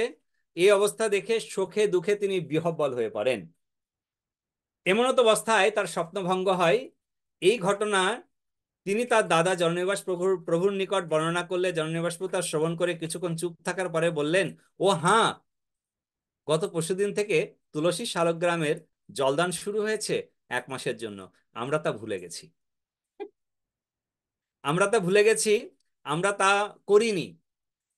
এর থেকে বোঝা যায় যে ভগবান নৃসিংহদেব আমাদের নির্দেশ দিচ্ছেন যে যাতে আমরা সত্তর নৃসিংহদেব শালগ্রামের জলদান সেবা শুরু করতে পারি। তো এভাবে করে একদিন প্রতিদিনের মতো নৃসিংহদেবের পূজা চলছিল। পূজারী লক্ষ্য করলেন যে নৃসিংহদেবের গলার থেকে একটা ফুল নৃসিংহদেবের গলার থেকে একটা ফুল নিচে পড়ে যায়, মালার থেকে আর কি। এই দেখে পূজারী দর্শনার্থীদেরকে জিজ্ঞাসা করলেন যে আপনাদের মধ্যে কি কেউ আছেন যিনি নৃসিংহদেবের কাছে বিশেষ প্রার্থনা করেছেন? পূজারীর এই কথায় একদম পিছন থেকে, অনেক দূরের পেছন থেকে একজন ভদ্র মহিলা তিনি হাত তুলে বলছেন যে পূজারী, হ্যাঁ পুরোহিত মশাই, আমি প্রার্থনা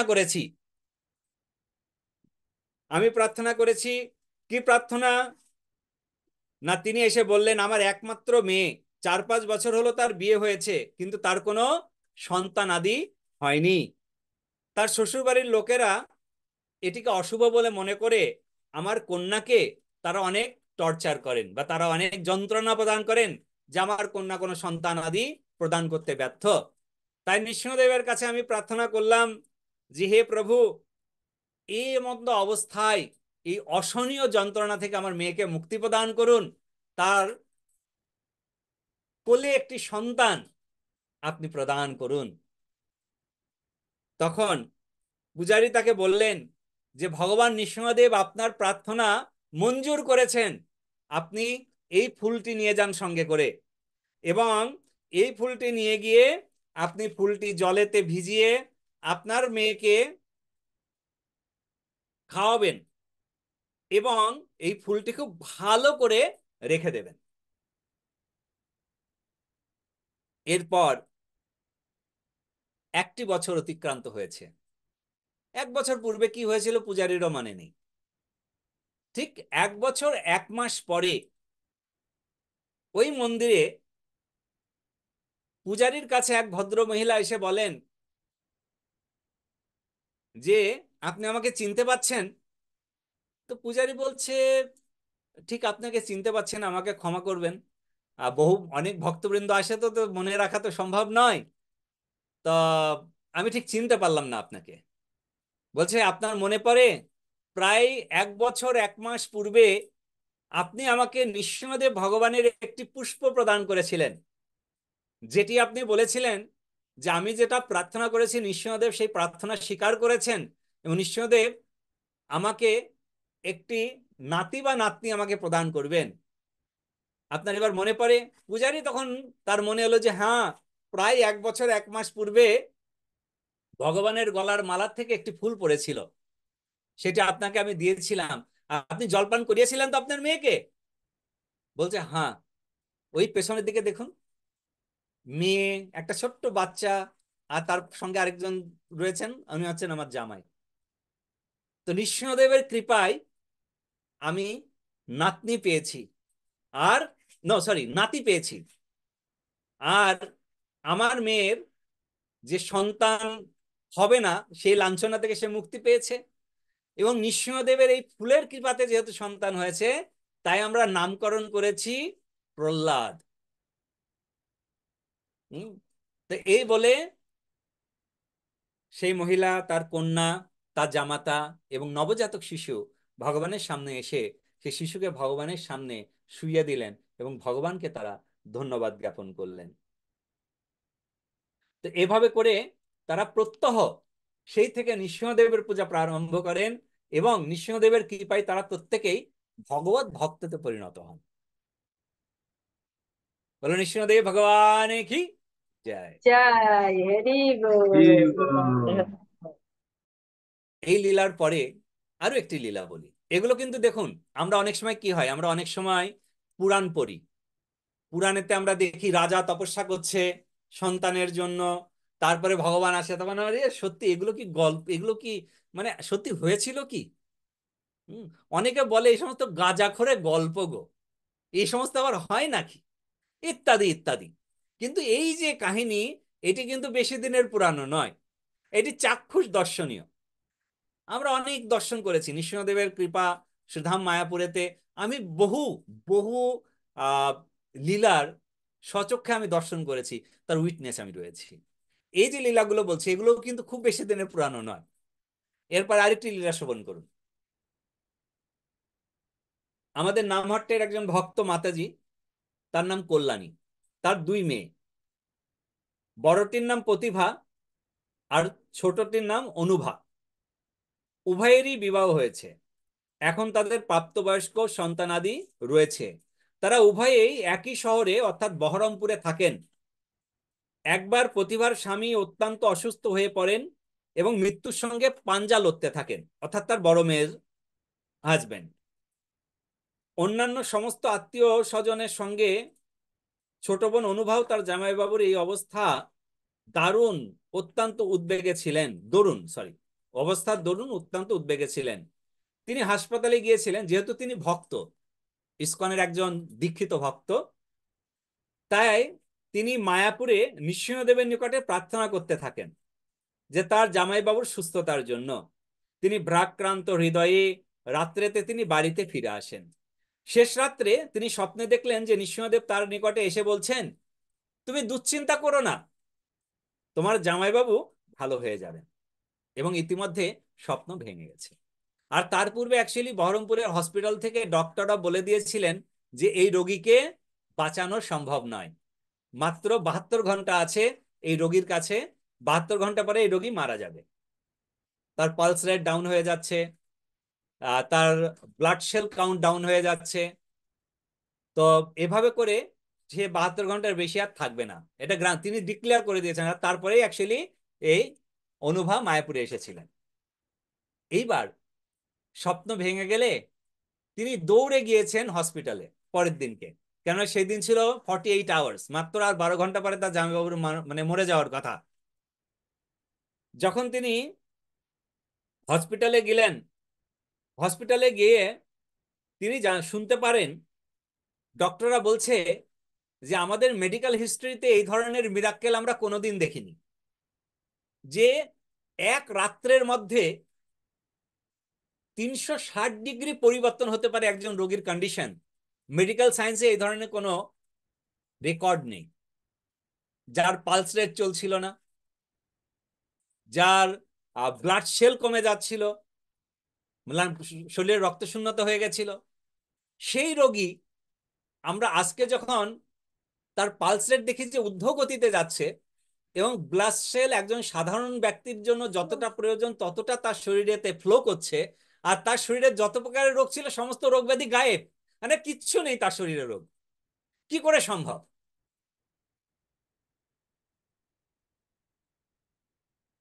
তখন তার স্যালাইন এবং অক্সিজেন দুটোই খুলে নেওয়া হয়। খুলে নিয়ে যখন খোলা হয় তার আধা ঘন্টা পরেই সেই রোগী উঠে বসেন এবং তারপর হাঁটতে শুরু করেন।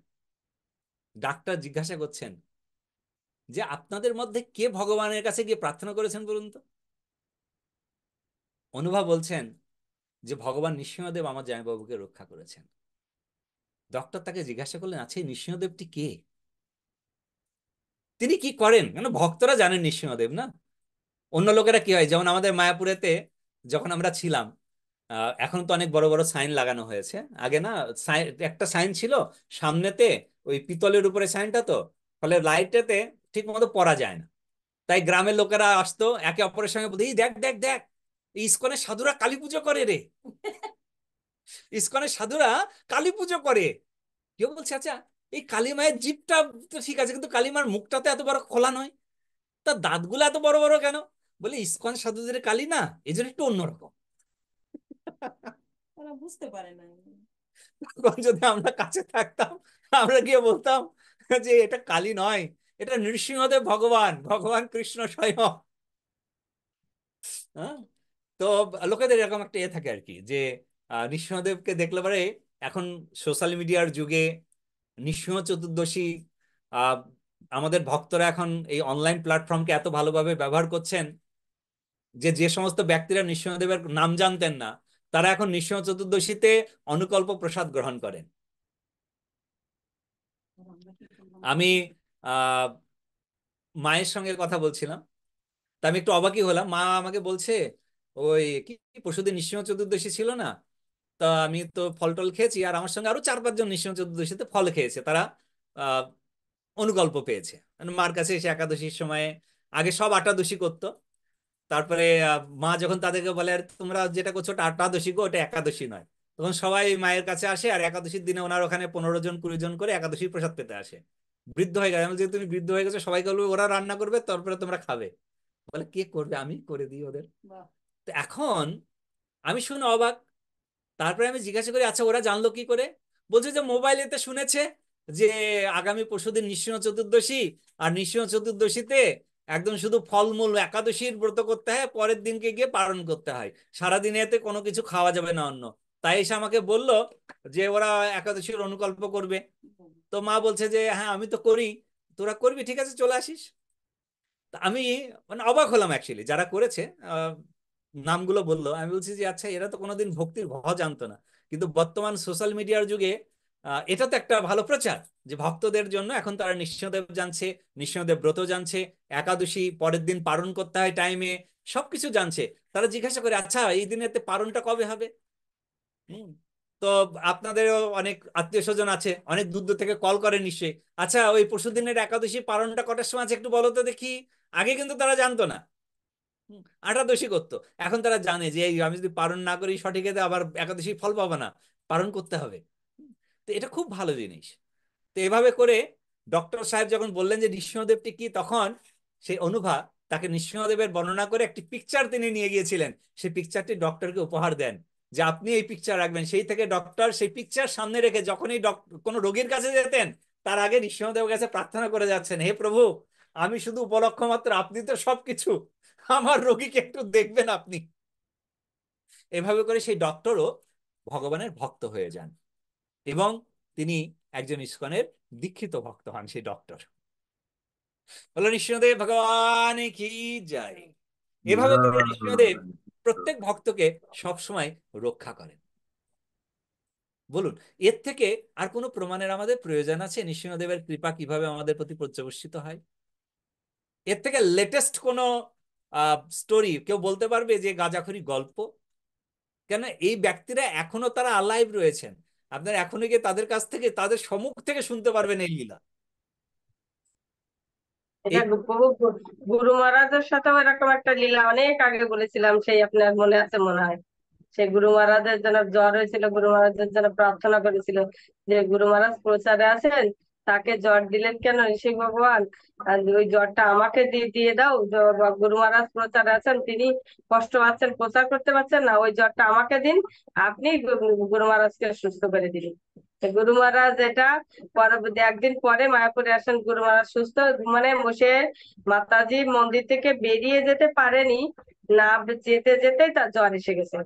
আর একদিন পরে গুরু মহারাজ আসেন, এসে তিনি যখন গুরু মহারাজ তো ভগবানের সাথে রাধা মাধবের সাথে পঞ্চতত্ত্ব ভগবানের সাথে কথা বলেন, সিংহ ভগবানের সাথে কথা বলার পরে তিনি সে মাতাজিকে খুঁজছেন কোথায় আছে। তো গুরু মহারাজ যখন মানে মানে গুরু মহারাজ এসেছেন শুনে সেই পঞ্চতত্ত্ব ভগবানের যে গেটের একদম কর্নারে দাঁড়িয়ে আছে সে মাতাজি জ্বর অবস্থায়। তখন তিনি যে গুরু মহারাজ সমস্ত গুরু মহারাজ থাকলে তো অনেক ভক্তরা যায় গুরু মহারাজকে দর্শন করতে। তা গুরু মহারাজকে গুরু মহারাজ সমস্ত ভক্তদের ঠেলে যে তার সামনে যে দাঁড়ায় এবং বলে যে তুমি এরকম প্রার্থনা করলে কেন? আমার জ্বরটা একসময় সেরে যাবে, তুমি এরকম প্রার্থনা করছো। বলছে আপনাকে কে বললো? গুরু মহারাজ তখন বলছে যে আমাকে নৃসিংহ ভগবান বলেছে স্বয়ং। তো এই যাচ্ছে নৃসিংহ ভগবান, তার নৃসিংহ ভগবানের সেই তার নৃসিংহ ভগবান মানে ওরকম শুনে তারপর বলছে মাতা গুরু মহারাজ তো সাধারণত মাতাজিদের স্পর্শ করে না, তবুও তিনি সে মাতাজির কপালে স্পর্শ করেন এবং দেখেন যে জ্বর কম আছে, আজকের ভিতরে সেরে যাবে তোমার জ্বর দিয়ে যাবে। এরকম প্রার্থনা করবে না তোমরা, মানে প্রার্থনা করো ভগবান সুস্থতা কামনা, কিন্তু নিজে নিবে সেটা করতে নেই। এটা গুরু মহারাজের এই নৃসিংহ ভগবানের এই লীলাটা আমরা অনেক আগে শুনেছিলাম। রাইট।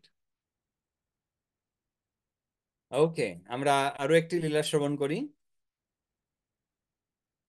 যেহেতু গুরু মহারাজের নিয়ে হচ্ছে, তো গুরু মহারাজের এক শিষ্যের কাহিনী আমরা একটু পড়ি। 2004 সালে ছিল জয়পতাকা স্বামী গুরু মহারাজের শিষ্যা দক্ষিণ কলকাতার। এই ঘটনাটা অ্যাকচুয়ালি আমি আহ, ছিলাম মায়াপুরেতে, এবং আহ, এই মাতাজিকে আমি মানে খুব ভালোভাবে জানি, এবং তিনিও আমাকে খুব জানেন, খুব সম্মান করেন। তো এই কাহিনীতে আমি স্বচক্ষে মানে দর্শন করেছি এই লীলার এটা। তো সেই লীলাটা আমি বলি। 2004 সালে ছিল জয়পতাকা স্বামী গুরু মহারাজের একজন শিষ্যা, তার নাম হচ্ছে কবিপ্রিয়া দেবী দাসী, কবিপ্রিয়া মাতাজি। তো তিনি ভগবান নৃসিংহদেবের জন্য 6 গাছা বালা বানিয়েছিলেন। 6 গাছা বালা বানিয়েছিলেন। কোনো না কোনো ভাবে তিনি শ্রীধাম মায়াপুরে আসতে বা নৃসিংহদেবের হাতের বালাগুলো দিতে পারেননি। সেই কথা একেবারেই ভুলে গেছেন। মানে নৃসিংহদেবের উদ্দেশ্যে তিনি বানিয়েছিলেন, কিন্তু মায়াপুরে তাকে আসা হয়নি, বালাগুলো নৃসিংহদেবকে দেওয়া হয়নি। মাতাজি ক্রমশ বিভিন্নভাবে অসুস্থ বোধ করতে থাকেন। এরপরে ডক্টর দেখিয়েও ডক্টররা তার কোনো রোগ ব্যাধি ধরতে পারেন না। শেষে এক ডাক্তার তাকে বললেন যে আপনার শরীরে থাইরয়েডের মাত্রা অনেক বৃদ্ধিপ্রাপ্ত হয়েছে, এবং সেই মাত্রার জন্য আপনি এখন ধীরে ধীরে অনেক মোটা হয়ে যাবেন, এবং চলাফেরা করা একদম বন্ধ হয়ে যাবে। এই কথা শুনে মাতাজি খুব দুশ্চিন্তায় পড়েন এবং উদ্বেগের মধ্যে পড়েন। হঠাৎ তার একদিন মনে পড়ে যে বহুদিন পূর্বে আমি নৃসিংহদেবের জন্য 6 গাছা বালা বানিয়েছিলাম, কিন্তু কোনো প্রকারে সেই বালাগুলো নৃসিংহদেবকে প্রদান করা হয়নি। আমার এই শরীর খারাপ, নৃসিংহদেব তো আমাকে বলছেন না যে আমি ভগবানের উদ্দেশ্যে বানিয়ে ভগবানকে বলেছি প্রভু এটি আপনার, কিন্তু তাকে এখনো আমি দিইনি, আর তার জন্য ভগবান আমার শরীর মোটা করে দিয়েছেন যাতে সেই বালা আমার হাতেও ফিট না হয়। এইভাবে তিনি কি করলেন, সেই বালাগুলো নিয়ে সেই দিনেই মায়াপুরের উদ্দেশ্যে রওনা দিলেন। এবং মায়াপুরের উদ্দেশ্যে রওনা দিয়ে তিনি আহ তখন তার প্রচুর শরীর অসুস্থ ছিল।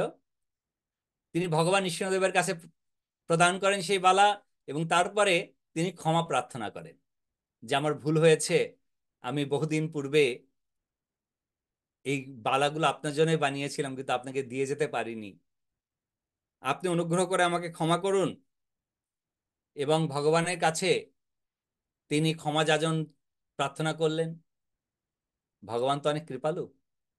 ভগবান নৃসিংহদেবের ওখানে বালাগুলো দিয়ে তার চরণামৃত নিয়ে প্রসাদ নিয়ে সেখানে রাত্রি যাপন করে পরের দিন যখন তিনি উঠেছেন তখন দেখছেন যেন তার শরীরে আর কোনো রোগ ব্যাধি কিছুই নেই। এভাবে করে তিনি সম্পূর্ণ রোগমুক্ত হয়ে যান। নৃসিংহদেব ভগবান কি জয়। জয়। তো এভাবে করে ভগবান নৃসিংহদেব সবসময় রক্ষা করেন ভক্তদেরকে। আমাদের আরেকটি লীলা, যেটি অ্যাকচুয়ালি আমি একটা কল পাই মায়াপুরে যখন ছিলাম, এটা মোস্ট প্রবাবলি 2002-এ, 2002 বা 2003-এ যতদূর সম্ভব, বারাসাতের ঘটনা, কলকাতার আগে। আমাদের এক আহ, প্রভুজির কন্যা, তার বয়স মাত্র 7 বছর, 6 বছর বা 7 বছর। তো এই হাই রোডে চলাচল করে, তো মানে রোডের পাশাপাশি বাড়ি। তো সেই মেয়েটি একদিন করে রাস্তা পার হচ্ছে আর কি, হাই রোড। হঠাৎ করে একটা বিশাল বড় ট্রাক, লরি, এতটা দ্রুত বেগে এসছে, আর বাচ্চাটা রাস্তার মাঝখানে, মানে বাচ্চাটাকে পিষে দিয়ে চলে যাবে এরকম অবস্থা। তো বাচ্চাটা যেহেতু জন্ম ভক্ত পরিবারে, তিনি ছোটবেলা থেকে নৃসিংহদেব ভগবানের কথা শোনেন। আর বাবা মা সবসময় বলে নৃসিংহদেব তোমাকে রক্ষা করবে, কোনো কিছু হলে তুমি নৃসিংহদেবের নাম নেবে, ভয় পেলে নৃসিংহদেবের নাম নেবে, রাস্তায় বেরোলে নৃসিংহদেবের নাম নেবে, কোনো প্রকারের বাধা পড়লে পরে নৃসিংহদেবের নাম নেবে। আর বাচ্চা মেয়েটা ওই পার হচ্ছিল রাস্তা, মানে দেখেছে একবার, কিন্তু চোখ বন্ধ করে নৃসিংহদেব নৃসিংহদেব নৃসিংহদেব বলতে বলতে রাস্তাটা পার হচ্ছে। এইবার ড্রাইভার দেখছে একটা বাচ্চা মেয়ে, আর তার গাড়ির স্পিড ছিল অনেক, সে এমার্জেন্সি ব্রেক মেরেছে। কিন্তু ব্রেক মারার পরেও সে জানে যে মেয়েটা হয়তো তার চাকাতে পিষে গেছে। তার কারণ তার গাড়ির মানে এতটাই গতি ছিল যে ব্রেক মারার পরেও তো গাড়িটা অনেকটা দূরে গিয়ে থামে না, সেই গতিটা তো স্লট ইমিডিয়েট হয় না। তো সেই ড্রাইভার অনেকটা দূরে গিয়ে থেমেছে, সঙ্গে সঙ্গে সাইডে এসে তিনি গাড়িটাকে দাঁড় করিয়ে নিচে এসছেন। এসে দেখছেন যে মেয়েটার কি হলো। হঠাৎ করে দেখে যে মেয়েটা অপর প্রান্তে মানে শুয়ে আছার মতো ইয়ে করে বসে আছে আর কি, হাত জোর করে নৃসিংহদেব নৃসিংহদেব করে যাচ্ছে। ড্রাইভার গিয়ে একটু জল তার চোখের উপরে ছিটালে পরে সে নৃসিংহদেব উঠে দাঁড়িয়েছে। তখন সেই ড্রাইভার তাকে জিজ্ঞাসা করছে, মা তুমি বলবে তোমার কি হয়েছে? বলছে আমি জানি না, আমি ওই রাস্তার মাঝে এসেছি, আমাকে না কেউ একজন এসে তুলে আমাকে এখানে রেখে গেল। হুম। কে? বলছে দেখতে সিংহর মতো, দেখতে সিংহের মতো একজন এসে আমাকে এখানে রেখে গেছে। ততক্ষণে এই খবর পৌঁছে গেছে তার বাবা মায়ের কাছে যে তোমার মেয়ের অ্যাক্সিডেন্ট হয়েছে। বাবা মা তো দৌড়ে এসে, এসে দেখে না মেয়ে তো ঠিক অন্য জায়গাতে একদম ঠিকঠাক আছে। মেয়েকে বলছে তোমার অ্যাক্সিডেন্ট, বলছে আমার তো অ্যাক্সিডেন্ট হয়েছিল, কিন্তু এই আমাকে একটা সিংহ এসে এখানে রেখে গেছে। তারপরে তো আমি আর জানি না, এই যে ড্রাইভার সাহেব ইনি এসে আমাকে জল দিয়েছেন চোখে, তখন আমার এর তখন তার বাবা মাকে সেই ড্রাইভার জিজ্ঞাসা করছে এই সিংহ বলছে আপনার মেয়ে কে নি? তখন বলছে ইনি আমাদের আরাধ্য দেব, ভগবান নৃসিংহদেব। সেই ভগবান নৃসিংহদেব স্বয়ং তাকে হাতে ধরে তুলে নিয়ে এসে পাশেতে রেখে গেছে। এইভাবে করে ভগবান নৃসিংহদেব সর্বদা তার ভক্তকে রক্ষা করে। বলো নৃসিংহদেব ভগবান কি জয়। তো নৃসিংহ কথা প্রচুর। আপনারা শিল ভক্তি পুরুষোত্তম স্বামী গুরু মহারাজ, ভক্তি পুরুষোত্তম মহারাজের যে গ্রন্থ নৃসিংহদেবের, উনি দুটো গ্রন্থ পাবলিশ করেছেন, নৃসিংহদেবের লীলা বাংলাতে অনুবাদ হয়েছে, ইংলিশে উনি পাবলিশ করেছেন, অনুবাদ হয়নি হয়েছে। প্রভু, হ্যাঁ, বাংলা অনুবাদ এখন হয়নি, ও শুধু ইংলিশে রয়েছে? আমি বল শুধু ইংলিশ আছে। ও না, বাংলা অনুবাদ এখনো হয়নি। এই এই যে মহারাজ ক্লাস দিলেন হুম হুম। তারপরে তো মহারাজ সেদিনও বললেন যে এখনো এটা বাংলা অনুবাদের কাজ চলছে, অনুবাদ হলে আপনারা ও, বাংলায়। কেননা গত বছরে যখন মহারাজ এসেছিলেন আমাদেরকে ইংলিশ বইগুলো দিলেন, তো আমি বললাম মহারাজ তো বাংলার ভক্তদের জন্য বাংলা করলেন না? বলছে না, অনুবাদ চলছে, তাড়াতাড়ি হয়ে যাবে। হ্যাঁ, বাংলায় ধরেন ইংলিশটা মানে অনেক আমার মানে মহারাজ যেভাবে লিখছেন ইংলিশটা অনেক ইজি হয়ে যায়, কিন্তু বাংলা তো বাংলার ব লিখতে গেলে যেরকম ঝটিকার মতো সেরকম ঝটপট করে তো হয় না, বাংলায় অনেক আর তাছাড়া পড়ার কি পরে। ঘটনা হচ্ছে, আরেকটি কাজ আছে, তার কারণ হচ্ছে ইংলিশে লেখার আরেকটি কারণ, কেননা আমাদের বাংলাতে সবাই কম বেশি নৃসিংহদেবের কথা জানে, আর ইংলিশের লোকেরা তো জানে না। তার জন্য বলে না আগে ওদের কাছ থেকে কৃপা আসুক, তারপরে তো বাংলার লোকেরা জানে, সে পরে দিলেও হবে। হ্যাঁ, বাংলায় এটা অনুবাদ চলছে ওদের কাজ। রাইট। মহারাজের ওই আসেন না, 2 দিন নৃসিংহ কথা বলেছিলেন মহারাজ, 3 দিন করতে চেয়েছিলেন, 2 দিন বলেছিলেন, তখন বলছিলেন মাকে।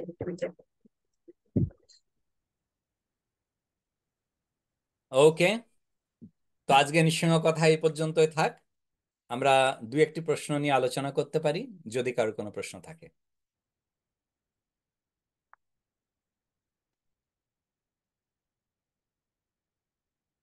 কারো কোনো প্রশ্ন আছে?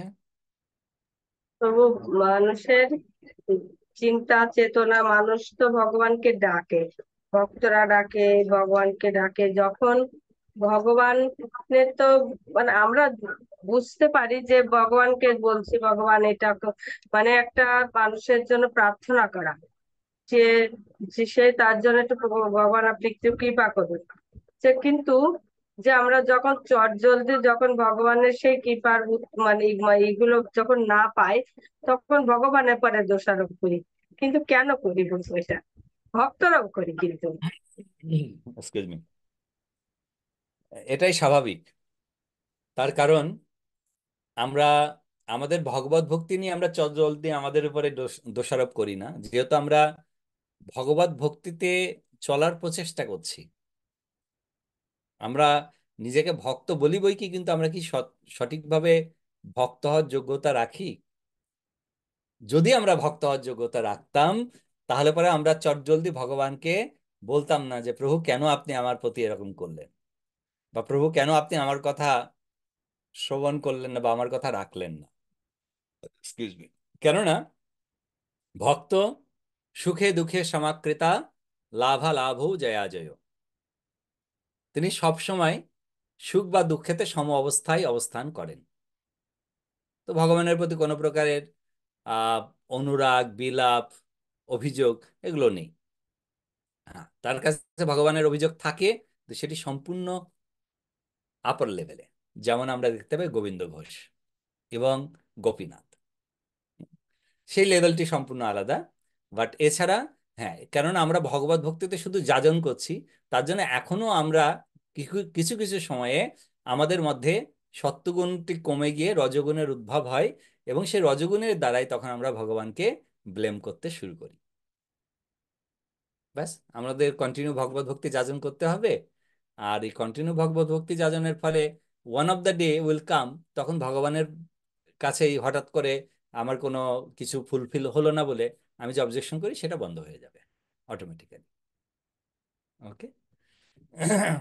আচ্ছা, প্রথমে সোমনাথ প্রভু, তারপরে শ্যামল প্রভুর কাছে আসবো। সোমনাথ প্রভু।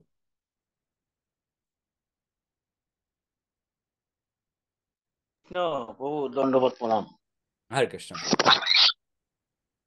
প্রহ্লাদ মহারাজ তো সবচেয়ে বড় ভক্ত ছিলেন, এটা প্রমাণিত সেই যুগে।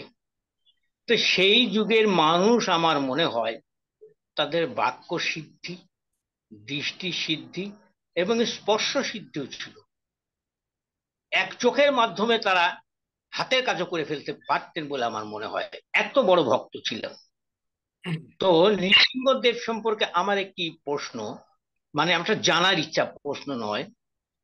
নৃসিংহদেব আবির্ভূত হওয়ার পরে সেই যে মূর্তি, সেই আশেপাশে যদি সেই মূর্তি প্রতিষ্ঠিত হয়ে থাকে, তাহলে সেই মূর্তি কি স্ব ইচ্ছায় আবির্ভূত হয়েছেন, নাকি এই মূর্তি কেউ নৃসিংহদেবের অবয়ব দেখে তৈরি করেছেন, এবং তিনি কে, এবং এই ধরনের মূর্তি পৃথিবীর আর কোথায় আছে? হরে কৃষ্ণ বাবু। সুন্দর, খুব সুন্দর প্রশ্ন আপনার প্রভু।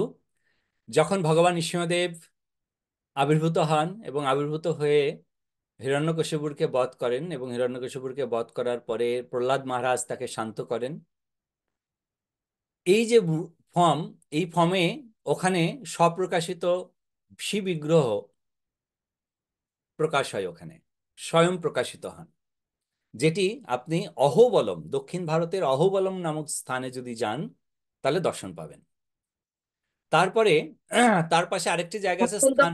বাবু দেখিয়েছিলেন একবার অহবিলা নৃসিংহদেব, যে পাহাড়ের গুহার পাশ দিয়ে সাইড দিয়ে একবার দর্শন করিয়েছেন অহবিলা নৃসিংহদেব। কেন, ওটা ছিল হিরণ্যকশিপুরের কিংডম, মানে রাজধানী, ক্যাপিটাল। আচ্ছা, এরপরে আছে স্থানুর নরসিংহা। সেখানেও নৃসিংহদেব স্বয়ং প্রকাশিত স্থানুর নরসিংহা, যেটি লক্ষ্মী দেবী পরবর্তীতে যখন নৃসিংহদেবকে শান্ত থাকেন, লক্ষ্মী দেবী তার পাশে দাঁড়ান, তো সেই রূপেতে তিনি প্রকাশিত হন, স্থানুর নরসিংহা। এবারে নরসিংহদেব যে ভগবান নৃসিংহদেব হিরণ্যকশিপুরকে বধ করার পরে তার হাতে যে রক্ত টক্ত লেগেছিল না, তো সেগুলো তো ধুতে হবে।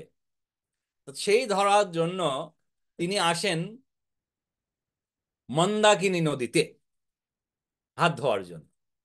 আর সেই মন্দাকিনী নদীতে তিনি হাত ধুলেন, সেই স্থানের নাম কি? নৃসিংহপল্লী। নৃসিংহপল্লী, যেটি শ্রীধাম মায়াপুরের কাছেই, নবদ্বীপ মায়াপুরের একদম কাছেই অবস্থিত। তো সেখানে যে বিগ্রহ রয়েছে নৃসিংহদেবের, সেটিও স্বয়ং প্রকাশিত। হাত ধোয়ার পরে ভগবান একটি বৃক্ষতলেতে অবস্থান করেছিলেন, সেখানেতে তার স্বয়ং প্রকাশিত মূর্তি তিনি রেখে গেছেন। তো ওখানে একটা ঘাট আছে প্রভু, নৃসিংহ ঘাট। রাইট, আমি ওই ঘাটটা গিয়েছিলাম। হুম। তো এভাবে করে নৃসিংহদেব এখনো রয়েছেন। আর পৃথিবীর কোন কোন জায়গায় রয়েছেন, অনেকগুলো রাষ্ট্রেতে কিন্তু নৃসিংহদেবের সেই বিগ্রহ আছে। তার মধ্যে ইন্দোনেশিয়া, কম্বোডিয়া, থাইল্যান্ড, এই তিনটে কান্ট্রিতে গেলেও কিন্তু আপনি নৃসিংহদেবের সেই বিগ্রহ দর্শন করতে পারবেন। যদিও তারা নাম অন্য বলে, কিন্তু তিনি নৃসিংহদেব। শ্যামল হরে প্রভু। কৃষ্ণ। হরে কৃষ্ণ, দণ্ডবাদ প্রণাম সকল বৈষ্ণব। তো প্রথমত প্রশ্ন না, বাইরের একটা বিষয় আমি আলাপ করবো। আর একটা হলো যে এই নৃসিংহদেব সম্পর্কে আমাদের যে শিক্ষা বা আমাদের যে জানাশোনা, এটা খুবই কম ছিল। এটা একেবারেই ছিল না বলতে গেলে। এই যে আজকে যেমন আরো নতুন কিছু বিষয় শিখলাম আপনার কাছ থেকে, আপনার প্রাধান্যতায়, আপনার কৃপায়। তো সেটা আমাদের জন্য খুবই ফলপ্রসূ হবে। যেমন ওনার কৃপাতেই আমরা ভক্তির পথে আসবো। নিঃসন্দেহে এটা ভক্তির মাত্রাটা বাড়াবে সবাইকে। তো আর একটা হলো যে, এখনো গ্রামে গঞ্জে এই ইসকন যদি না হতো, আমার মনে হয় যে এই নৃসিংহ চতুর্দশী, তারপরে এই যে মাত্র কয়েকদিন আগে আমাদের যে কিছু মানে যেগুলি হয়, সবকিছুই দেখা যায় কি গ্রামের গঞ্জের লোকের এখন খুব জানে। এর আগে কিন্তু আমি যেমন যদি বলি যে আমি এই যে এত বয়স, 60 পার হয়ে 62 চলছে, যে এখন হয়তো 10 বছর, 5-7 বছর আগে থেকে জানি। তার মানে কত বছর বয়স হলে আমরা জানলাম। আর গ্রামের লোকজনগুলি এখনো পর্যন্ত শিখতে জান, এরকমই অবস্থা। এবং আমাদের এই যে বিশেষ বিশেষ বিগ্রহ এর সম্পর্কে আমাদের জানি না, এটা আমাদের সাংঘাতিক অজ্ঞতা। সেটার হয়তো কারণ আছে নিশ্চয়ই, আমাদের পূর্বের গুরুরা আমাদেরকে ওভাবে গাইড করতে পারেন নাই। তো এটা হচ্ছে আমাদের এই সব উপলব্ধি। তো রাইট। আরেকটা বিষয়, গতকাল ঘটা একটা বিষয় আমি আলাপ করতে চাই। হয়তো সবার কাছ থেকে পারমিশন নেওয়া উচিত। তো তবে সবার জন্য হয়তো কিছুটা শিক্ষণীয় হবে। গতকাল আমি একটা অনুষ্ঠানে গেছিলাম। সেখানে আমাদের এই ঢাকাতে বিশেষ করে ধানমন্ডি এবং মোহাম্মদপুর মিলে আমাদের একটা দুটো সংগঠন। তো এই সংগঠনের উনি একজন বিশিষ্ট ভক্ত এবং বৈষ্ণব, দীক্ষিত, ইসকন থেকে দীক্ষিত। তো গতকাল এই অনুষ্ঠানটা এসে উনি এই অনুষ্ঠানটা একটু দেরি করে এসেছে, 8-10 মিনিট দেরি হয়েছে। এই 8-10 মিনিট দেরি হয়েছে, ওইটা ছিল হলো জপজপ। এই জপজপের নাম দিয়েছেন জপসুধা কেন্দ্র, জপসুধা যজ্ঞ। তো জপসুধা যজ্ঞ হিসাবে উনারই তৈরি করা সংগঠন। এবং উনি স্ট্রিক্টলি মানেন যে ঠিক 8টায় শুরু হবে রাত এবং 9টায় শেষ হবে। তো এখানে তিনি 8টায় না এসে 8টা 8-এ এসে, এই যে 8 মিনিট লেট হওয়াতে উনি নিজেকে কি শাস্তি দিলেন প্রভু, আমি এইটার ব্যাখ্যাটা আপনি আপনার কাছে জানতে চাইবো আর কি। উনি নিজেকে খুবই ধিক্কার দিলেন। তারপরে নিজে বললেন যে আসলে আমি এই নামসুধা যজ্ঞের যোগ্য নই, আমি আসলে এখানে কোনো কিছু বলারও যোগ্য নয়। কিন্তু উনি কিন্তু বিশিষ্ট, মানে খুব ভালো, ওনার বক্তব্য টক্তব্য খুব ভালো। অথচ উনি নিজেকে শাস্তি দিলেন হলো কান ধরে উঠবোস করলেন এই ভরা মজলিসের মধ্যে, বলে যে আমি লেট করে আসছি, এই জন্য আমি আমার কান ধরে উঠবোস করলেন এবং আমি প্রসাদ পাওয়ার যোগ্য নয়, ও কথা বলে উনি বেরিয়ে গেলেন। কিছুক্ষণ থাকলে, অল্প একটু থাকলেন, থাকলে আমরা একটু চেষ্টা করছিলাম সান্ত্বনা দেওয়ার, কিন্তু না, উনি বেরিয়ে গেলেন। এখন যে বাড়িতে অনুষ্ঠানটা করতে আসছেন তিনি কান্নাকাটি করে একাকার, এবং আরো দু একজন ভক্ত খুব মর্মাহত হলেন যে এটা কি হলো। উনি লেট করে এসছেন, উনি নিজেকে শাস্তি দিয়ে আবার বাড়ির লোকগুলো এই যে প্রসাদটাও পেলেন, এখানে অপরাধ কি হতে পারে? বা এই যে বাড়ির যে যিনি যার বাড়িতে আসছেন উনি, তিনি তো ভীষণ কান্নাকাটি করছিলেন। আমি একটু অনেক সান্ত্বনা দিলাম যে উনি লেট করেছেন, ওনার শাস্তিটা উনি নিজেই দিয়েছেন, আপনার এটা কোনো অসুবিধা নাই। কারণ না, আমারই অপরাধ, আমারই অপরাধ এরকম করছে। এবং আরো অনেকেই নিজেদেরকে অপরাধী মনে করে। তো তবু এইটা কি ব্যাখ্যা হতে পারে? অ্যাকচুয়ালি এটার দুটো দিক রয়েছে। দুটো দিক বলতে, আমরা যখনই কোনো নেতৃস্থানে অবস্থান করি, নেতৃস্থানে অবস্থান করলে পরে আমাদের, আমি একজন ব্যক্তিত্ব হলেও আমার পাশে যদি সেখানে 50 জন উপস্থিত থাকে, আমি 8 মিনিট যদি লেট করি, তার মানে অ্যাকচুয়ালি আমি লেট করেছি 400 মিনিট। তার কারণ প্রত্যেকের 8 মিনিট করে আমি নিয়েছি, 50 জনার 400 মিনিট আমি লেট করেছি। সেক্ষেত্রেতে উদাহরণস্বরূপে যে এই ধরনের কার্যক্রমে আগে আসা উচিত, বই কি পরে আসা উচিত নয়, উদাহরণস্বরূপে আমি নিজে কান ধরে উদ্বোস করেছি। বলছে যে এই আমরা যখন সবার সামনে নিজেকে পানিশমেন্ট দিই, অনেক সময় আমরা ভাবি এই এত, মানে আমি এরকম করবো বা আমি এত বড় একজন ব্যক্তিত্ব, তো এখানে দৈন্যতার প্রকাশ পায় যে আমি যেহেতু ভুল করেছি সেহেতু আমার শাস্তি পাওয়া উচিত। কি না, আমি আপনাদের সামনে কান ধরে উদ্ঘোষ করছি যে ভবিষ্যতে আমি এই সময়ের উপরে ধ্যান রাখবো এবং চেষ্টা করবো যেন এই রকম আমার কোনো লেট না হয়। আমি প্রসাদ পাবো না নিঃসন্দেহে, সেক্ষেত্রে তো নিজেকে আমি শাস্তি প্রদান করতে পারি। কিন্তু সেই স্থানে যদি প্রোগ্রাম চলতে থাকে, সেই স্থান পরিত্যাগ করে যাওয়া, সেটি কিন্তু আহ একটু অন্য। তার কারণ আমি লেট করে এসেছি, আমি শাস্তি দিয়েছি নিজেকে, এবং সেই লেটের জন্য আমি প্রোগ্রাম শেষ হওয়ার পরেও আরো 10 মিনিট এক্সট্রা থেকে তারপরে আমি যাব, সেটি হবে আমার শাস্তির সম্পূর্ণ পূর্ণতা। প্রসাদ পাবো না, আমি তাদেরকে বোঝাবো, কিন্তু কেননা যার বাড়িতে প্রোগ্রাম তাকেও দুঃখ দেওয়া আমার কর্তব্য নয়। আর তাকে যে আমি আঘাত দেবো সেটাও যেন সে আঘাতপ্রাপ্ত না হয়, সেদিকে তো আমাকে লক্ষ্য রাখতে হবে অ্যাজ এ লিডার। তো ভীষণ কান্নাকাটি করছিলেন ভদ্র মহিলা, ভদ্র মহিলারা কম কান্নাকাটি করছিলেন, কিন্তু ভদ্রলোক যে প্রভু, তিনি এত কান্নাকাটি করছিলেন যে আমাদের কি অপরাধ হলো, উনি প্রসাদ না পেয়ে চলে গেলেন। আসলে কিন্তু আমার কাছে প্রভু এই যে আপনি লাস্ট যেটা বললেন, এটা মনে হয়েছে যে প্রসাদ দিয়ে উনি গেলেন। সবাই ধরাধরি করার চেষ্টা করেছে, আমি যাইনি ধরতে। আমি ভাবছি যে উনি এত বিজ্ঞ মানুষ, তারপর যদি উনি এই বিষয়টাকে এভাবে নেন, তা আমি কেন ধরতে যাবো না আগে? তো আমাদের যে নিপেন প্রভু আছে, উনিও কান্নাকাটি করছেন, উনিও অনুষ্ঠানটায় ছিলেন কালকে। তো এই যে উনি না প্রসাদ পেয়ে চলে যাওয়াটা, এটা কিন্তু খুবই আমাদের ওই মনে হয়েছে যে বাড়িওয়ালারা যে তাদেরকে এমন ধিক্কার দিচ্ছে যে আমরা কত অপরাধী, যে উনি বৈষ্ণব একজন, উনি প্রসাদ না পেয়ে চলে গেলেন।